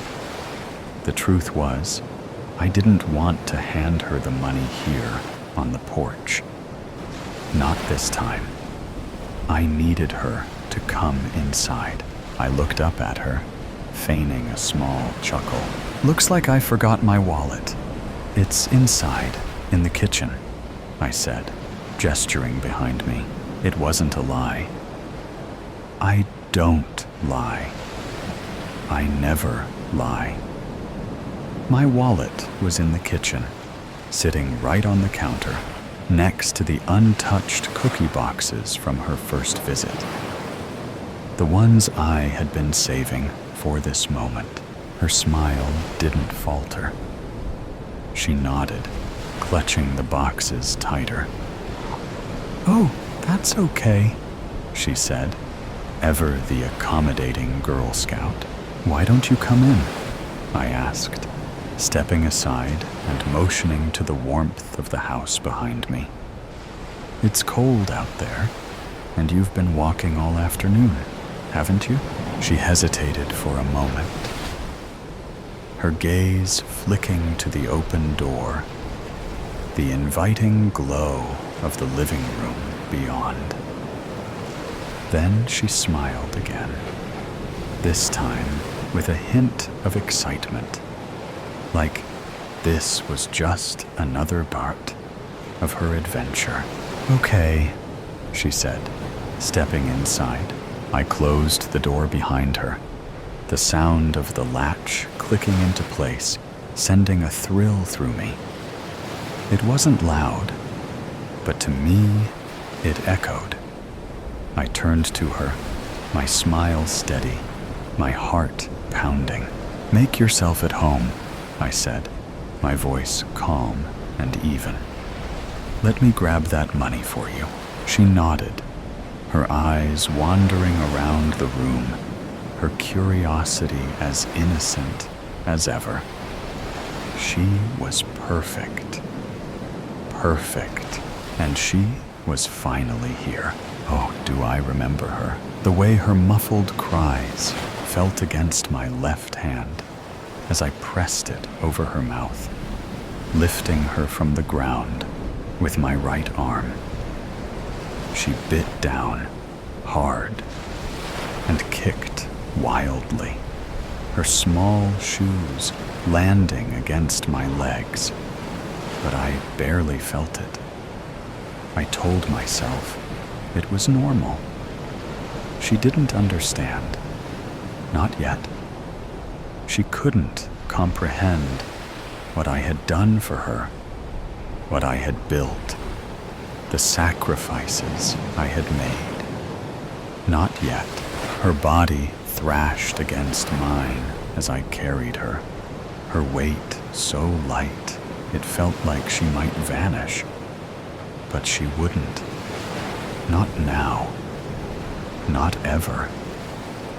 I took her down the stairs, each step an echo in the stillness of the house, and through the door. Not a room. Not just any room. Her room. This was the place I had prepared for her. The place where she would grow, where she would finally be safe, where I could ensure nothing and no one could hurt her. I would see to that. Only me.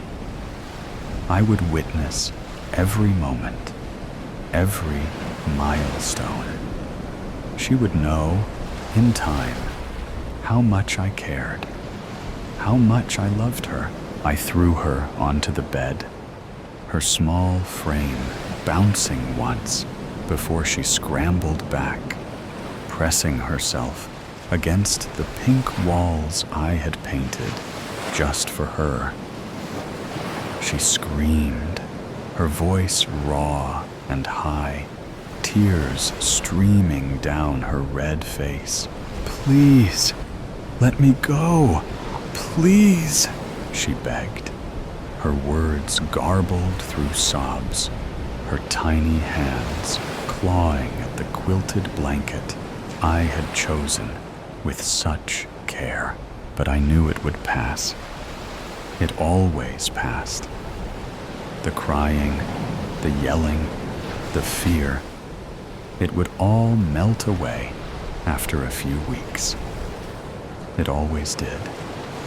She just needed time to see. Time to realize that this wasn't what she thought it was. This was better. "It's okay," I said, my voice steady, calm, trying to cut through her cries. "You'll understand soon. I promise." Her tears only fell faster, and her words dissolved into incoherent sobbing. I watched her for a moment, my heart pounding in my chest, but not from regret or hesitation. It was from the sheer anticipation of what was to come. This was just the beginning, and like I said, I don't lie. I never lie. But they didn't understand that. They didn't understand anything. They took her away from me just 3 days after she got here. 3 days. That's all the time we had. They stormed in like animals, breaking through the front and back doors, screaming, their boots pounding on the floors. I had walked in peace for years, and the guns. Oh, the guns. Pointed at me, me, who had kept her safe. Me, who had given her a sanctuary, a place where she could be loved, cared for, where she could grow without fear. They didn't see the love in my eyes, the care in my hands, the way I had worked so hard to make her life perfect. They only saw their own distorted version of the story, their judgment cutting through my truth. They didn't understand. Oh, I remember her. I've remembered her every single day for the past 24 years, 364 days, and 6 hours. I know because I've counted. I've counted every second, every breath, every heartbeat that has passed since the moment they tore her from me. But now, just a few more days, just a little more time, and we will be reunited. Finally, I've waited for this. I've prepared for it because, like I said, I don't lie. I never lie. Collection day. The hovercraft roared over the tree line, hulking steel against a bruised gray sky. The rotors thrashed, a violent, mechanical pulse, as the collectors, clad in shiny black armor, spilled out onto the cracked earth. Collection Day, Commander Hu sang, his voice crackling through the comm system and echoing through the steel hull. Khufu stood fast and readied his weapon. The door opened with a hiss as early morning sunlight poured inside. "Unload!" Commander Hu called. Their boots thudded and pounded the floor, first steel and then earth, as the villagers beyond cowered behind huts and crates. The collectors burst forth from the hovercraft like terrible ants, busy and bustling. They moved with ruthless efficiency. One yanked a sack of withered potatoes from a woman's trembling hands. Another snatched a clay pot, its contents spilling onto the dust, staining it a muddy brown. Khufu watched, his stomach clenching. This was once his home. None of them knew that, of course. When you joined the collectors, any life you once had was washed away like soot in the rain. He'd been on more than a dozen of these runs, more than a dozen collection days, each of them vicious, but none like this. Then he saw her, Willow. She stood apart, her chin lifted in a gesture of defiance he remembered so well. Even after all this time, the fire in her eyes was unmistakable. It was Willow, unbent, unbeaten, untamed. Thunder crashed in the distance as a wave of memories crashed over him. It was a collection day, like this one, many years ago. The sun beat down on their bare backs as the two of them, scrawny saplings in a field of oaks, snuck through the tall grass. Mrs. Rosen had fallen ill, so they had hidden away a few armfuls of food and medicine, and were determined to find a place to hide before the hovercraft left. Willow had a knack for hiding. She was always the last caught in hide and seek. But on this day, something gave them away. Perhaps the swaying of the grass as they crawled through it. "Who's there?" A collector's shout, sharp as a blade, shattered the quiet. Fear, cold and slick, slid down Khufu's spine. He glanced at Willow, her eyes wide and dark. He pressed a finger to his lips. "Shh," he breathed silently. Then he stood up, his arms raised. "I'm sorry, sir. It's my aunt. She's sick." "Come here," the collector barked. Khufu stepped forward carefully as Willow crouched frozen. There were some words exchanged, but Khufu could never recall them. Collectors did not permit explanations or negotiations. They dealt only in force. They pummeled him, each blow a dull thud against his ribs, his back, his skull. Then, as he blood mixed with the dirt beneath him, they gathered the food and medicine and marched away. But Willow, hidden amongst the stalks, was safe. "She's a feisty one," a collector crackled. Khufu stared back at him as a light rain began tapping on their helmets. Willow, cornered, lashed out. Her small fist connected with a collector's arm, a surprising show of strength. The other collectors swarmed her. One grabbed her arms from behind as another lifted his weapon, ready to strike her. But Willow reared back like a bucking horse and kicked hard, her foot cracking his visor. He dropped his rifle and staggered back. "Enough," a deep voice sounded. Commander Hu approached, the red cape of his rank swimming behind him. "What's going on here?" "The girl is resistant," a collector reported. Hu studied her for a moment.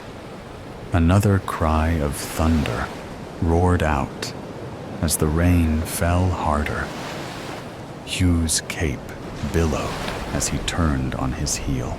"Execute her," Hu said, his voice flat. He looked at Khufu.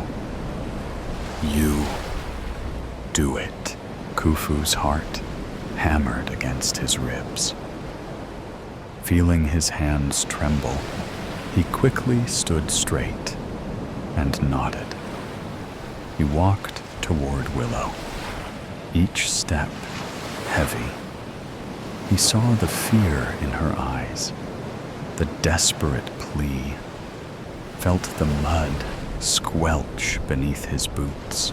"It's you," she whimpered, her voice soft and raspy. Khufu squared himself toward her and watched her eyes fill with tears. "Khufu," she said. Without moving his head, he glanced left and right. She had used his name, a name unknown to any of the others. "Do it quickly," Commander Hu said. He took a deep breath, then another.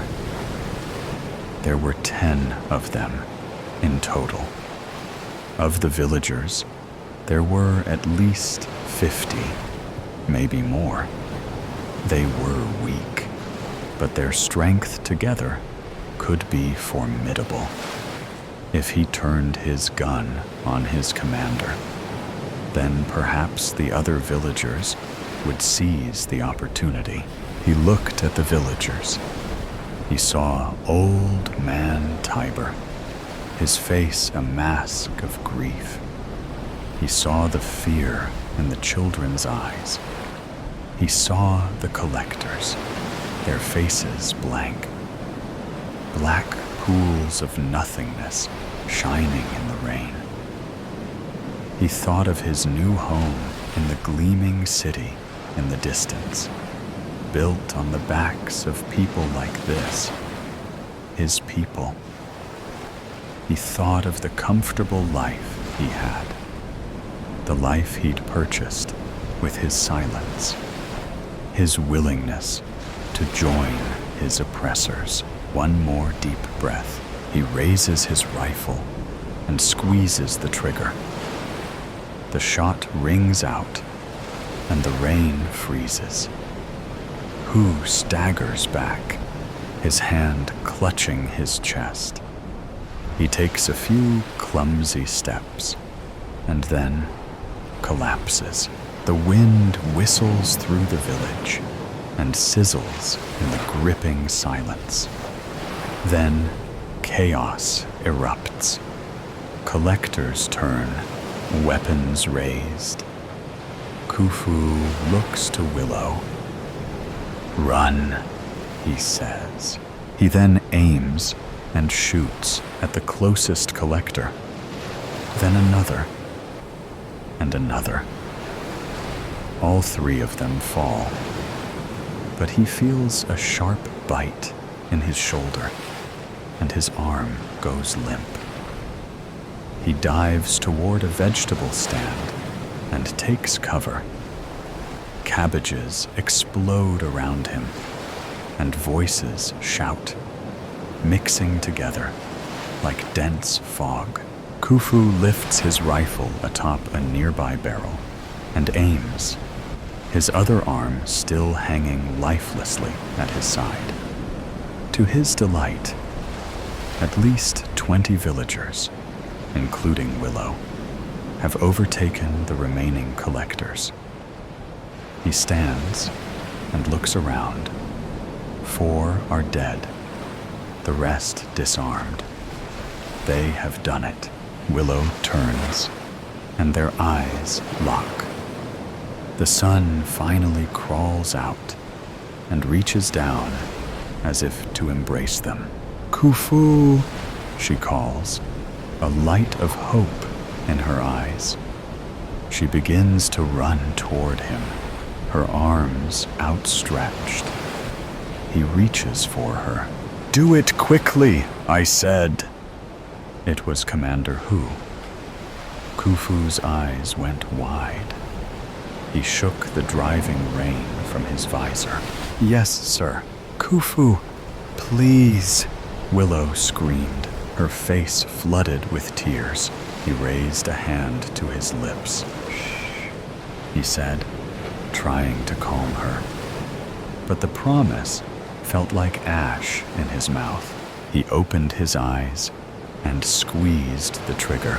The awful sound rings out and echoes like laughter amidst the booming thunder. Willow's body slumped to the ground. A hand clasped Khufu's shoulders. "Well done," Commander Hu said. "Now load up." The flash, "You're lucky to be alive, Mr. Henderson." They all told me that. Every doctor, nurse, and specialist that came into my hospital room. God, I remember that much. And they weren't wrong. I had flew right out of the windshield of my buddy Dave's car. I hardly remember the night or the accident, but I know we had been drinking, and he was driving. We crashed into another driver at an intersection. No one else survived. I remember waking up the next morning to the beeping of a heart monitor. I remember the look on my wife Rachel's face her eyes swollen and red from crying, and her telling me over and over again how she thought she was going to lose me. She wasn't in the car with us, and I was thankful for that, because that's the day she told me she was pregnant with our first. I truly was lucky to be alive, and I swore up and down to her that day that I was going to be the husband she deserved. We had hardly been married a year at that point, and I had already messed up so much. But that day, I changed.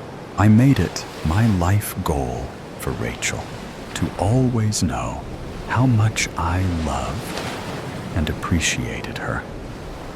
I went out on less guys' nights and let her go out for more girls' nights. I helped clean the house and cooked dinner on days she worked late. When our second child was born, I took time off work to be with her and help her. When a promotion for her meant more hours, I quit my job to stay home with the kids while she built her career. And I loved every minute of it. Watching the kids grow up into people gave me so much joy. I knew how lucky I was. But when Rachel would come home after a long day to a hot meal waiting on the table for her, and hearing her say, "How did I get so lucky, Sean?" Nothing beats that. My family meant the world to me, and anything I could do to make their lives better made me happy. When the kids, Leah and Robbie, got a bit older, and both were in elementary school, I decided it was time for me to go back to work. I took a job in construction, building things with my hands. Work I could be proud of. It paid off, too, because over the years, I was able to renovate our own home. It was a slow process, doing it myself, one room at a time. At one point, I was sure Rachel was going to divorce me. When the back patio project took a bit longer than I had anticipated and left us without a back door for a couple weeks. But she sure has enjoyed the backyard since then. Their smiles were all I needed to keep going with these projects. Leah got her own ensuite bathroom for Robbie, a gaming den in the basement, and Rachel had her dream kitchen. 10 years after we bought the house, it looked completely different. I was proud of the life, the family, and the home I had built. I truly was the luckiest man alive, or so I thought, until the headaches started. The first one happened one evening when I was making dinner. It was just Robbie and I home.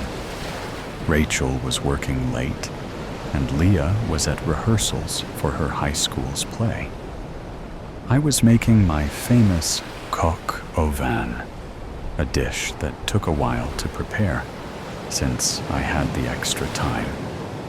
Robbie was sitting at the island doing his homework, so he had to witness the whole thing.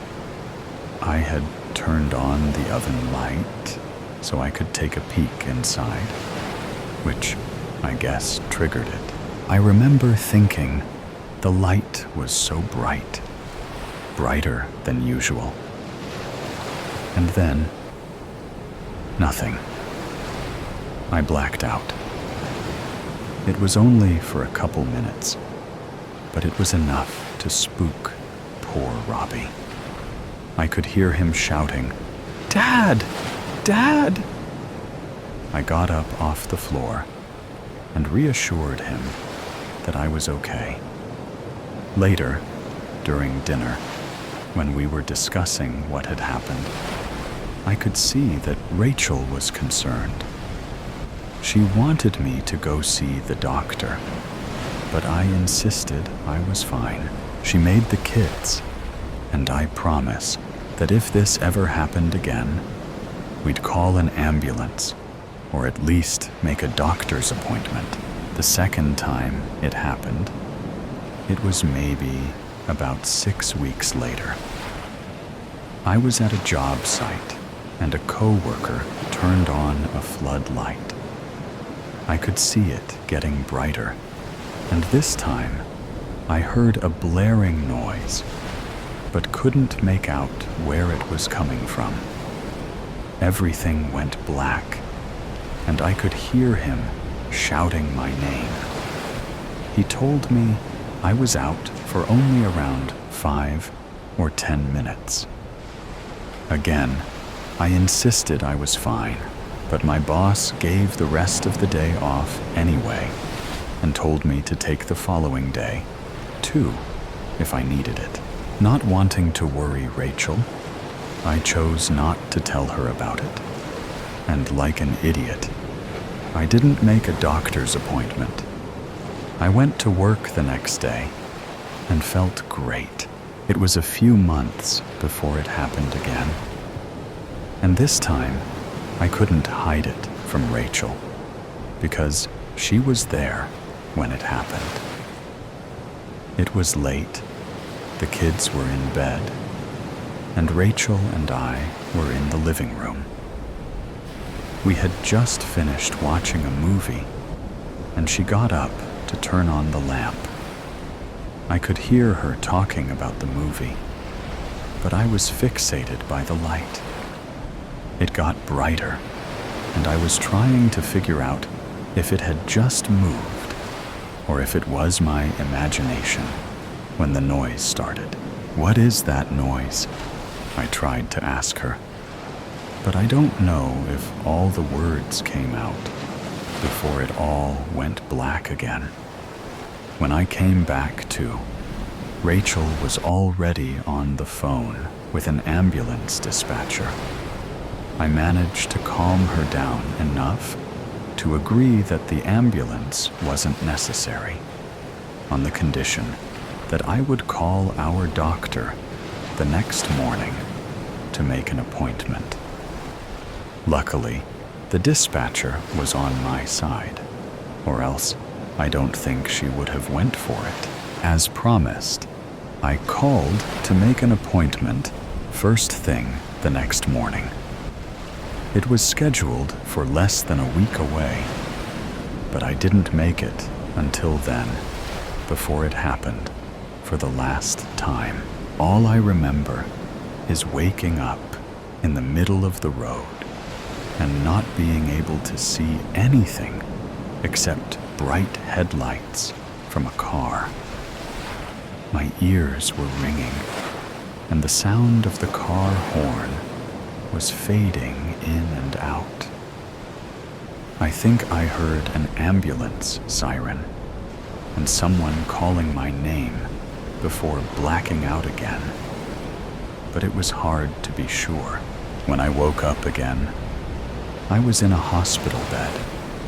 There was a woman sitting in a chair who looked angry, or maybe annoyed, and it wasn't until she spoke that I even realized it was Rachel. She looked different. Her hair was darker and shorter. I thought I must have been in a coma for a while, and she let her roots grow in. "Welcome back," she told me, but her welcome didn't sound warm. I asked her if I had been in a coma, and she laughed a little before quickly suppressing it. "No, Sean, you were not in a coma." "Ah, Mr. Henderson, there you are." A nurse bustled into the room. "I hope you'll stay with us this time." "What?" I looked at Rachel, who just stared at me, emotionless. You've been in and out, mostly out, of consciousness for a few hours now, the nurse explained. Your wife is a lucky lady to still have you here, the luckiest girl alive. Rachel responded, deadpanned. The nurse didn't seem to notice Rachel's lack of enthusiasm and went on to tell me that there were no broken bones or anything major beyond some bruising, and I could likely go home the following morning. Going home is when things really started to not make sense. For one, none of the renovations were done. It was like it was when we first bought it, which prompted me to ask Rachel if I had a job. You're joking, right? She laughed, but didn't answer the question. I was starting to wonder if I had somehow traveled back in time. But my hypothesis was debunked when Robbie came in the front door. He looked about the same as I remembered, except that there was about another 20 pounds of him. He asked Rachel if she could drive him to hockey practice. You play hockey? I asked him. Yeah. Mom told me about your accident, but said you were okay. You don't have amnesia or anything, do you? No, not to worry, Robbie. I'm doing fine. Just a little fuzzy. Cool? He nodded. It's just Rob now, though. Mom, are you ready to go? I'm going to be late. Where is your sister? I asked, but quickly remembered she probably had rehearsals. Who knows? Rachel sighed. Probably off with that scumbag boyfriend of hers again. I hate that kid's face. He's such a loser. I don't know what she even sees in him. Let's go, Rob. Boyfriend. I mumbled to myself as the door closed behind them, leaving me behind in a house that didn't feel like my own. What kind of alternate reality am I in? Am I dreaming? Is this a prank? When no one came out from behind a fake wall with cameras, I decided that it was not, in fact, a prank, and that I needed to look to information, clues, something to tell me just what in the heck was going on here. It was getting dark, and I hadn't found anything except our legitimate birth certificates, tucked away in an old photo album. Some memories I had, and others I didn't. I decided to cook up a quick pasta for everyone, but Rachel and Robbie, or Rob, stopped for burgers on their way home, and Leah didn't get in until hours later. When I asked her where she'd been, she just gave me a look and went upstairs. Why didn't you back me up? I asked Rachel. It's not worth the energy to argue with her, she responded without looking up from her phone. I went for a walk to try to clear my head, which didn't work. And when I came back, Rachel was already in bed. I don't know if she was sleeping or just pretending to not notice when I slid under the blanket beside her and said goodnight. In the morning, I got up before everyone else and made breakfast, a feeble attempt to make things normal. Robbie, or Rob, was the only one who seemed to appreciate it. Oh, sweet, he said, loading a plate with enough bacon, eggs, and pancakes to to feed an orphanage. Leah nibbled on a piece of toast, and Rachel just sipped her coffee, looking unimpressed. Okay, off to school. I can't drive you today. I have a meeting. Ugh, again, Mom, Leah whined. I hate public transit. People who take the bus are disgusting. If you want me to take you, then we have to leave now. I can take you, I offered, feeling semi-confident in my ability to drive during my current confused state. How are you going to drive if Mom has the car? She narrowed her eyes at me. I hadn't given any thought about whether I still had my truck. Trying to ignore her attitude, I changed the subject. So, when is your play? I didn't miss it, did I? What play? The one you're in at school. What is it again? Annie? Or was that last year?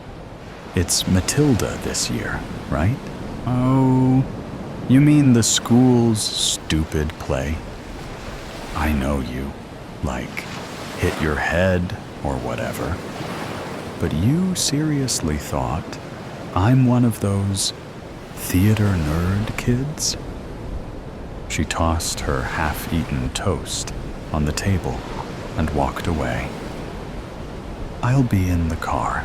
Good one, Dad, Rob B. said, shoveling the rest of what was on his plate into his mouth with a fork. You get in the car, too, Rachel told him, pouring her coffee into a travel mug. Rob B. grabbed his backpack and headed out. Wait, I called after Rachel before she left the room. What is happening here? Everything is different, but no one else seems to think so, and you don't even seem upset that I was just in an accident. She rolled her eyes. Upset? I was upset the first time, Sean. But I'm on to you now. If you want to leave this family, then do it. But don't tell me that I'm the one who's different. And for God's sake, don't be such a coward. What are you talking about? Now I was really confused. What do you mean the first time? When I was in the accident with Dave, before the kids. You weren't in an accident before the kids were born. Oh my God, I can't do this again. Right now, I'm going to be late. She turned to leave, but I grabbed her arm. Tell me, I demanded. You really don't remember? She scoffed. I loosened my grip, and she jerked away from me. A couple months ago, you started talking about going back and drove our car into a tree. Seemed like an accident at the time, but now I can see you were really trying to off yourself. Pretty sure that's what this is all about now, too. I just blinked at her. I didn't know what to say or think. She straightened her jacket and lifted her purse over her shoulder. Look, Sean, I don't know what's going on with you. And frankly, I just don't have the energy anymore. You need to get help. You think you aren't where you're supposed to be. And I get that. I do. But you have to accept that this is your life, and it's what you make it. She sighed heavily, and I could feel her exasperation. I don't want you here anymore, she continued. Please pack your things up. I have a really long day today, and I don't want to see you here when I get home. I don't care where you go. I don't care if you kill yourself. I just want you gone. And that was it. Just like that, She walked out the door. I heard the car start and drive away. I stood there. I don't know for how long, trying to process what little information I had from that brief interaction. I couldn't make heads or tails of any of it, but I knew one thing for certain. I had to get back to Rachel, and my family. So today's story has come to an end. Or perhaps it never really ended. There are mysteries still there, questions still unanswered, and sometimes things that seem to only exist in stories can creep into reality in unexpected ways. Are you sure that when you turn off the sound, everything around you will still be normal as before? Or is there something watching you? Either way, always remember that these are just stories, or at least we want to believe that they are. If you like moments of suspense, tension, and breathlessness, don't forget to follow me so you don't miss the next stories. And next time, when you come back, make sure you are ready, because what awaits you may be even scarier than you thought. See you again if you still have the courage to continue listening.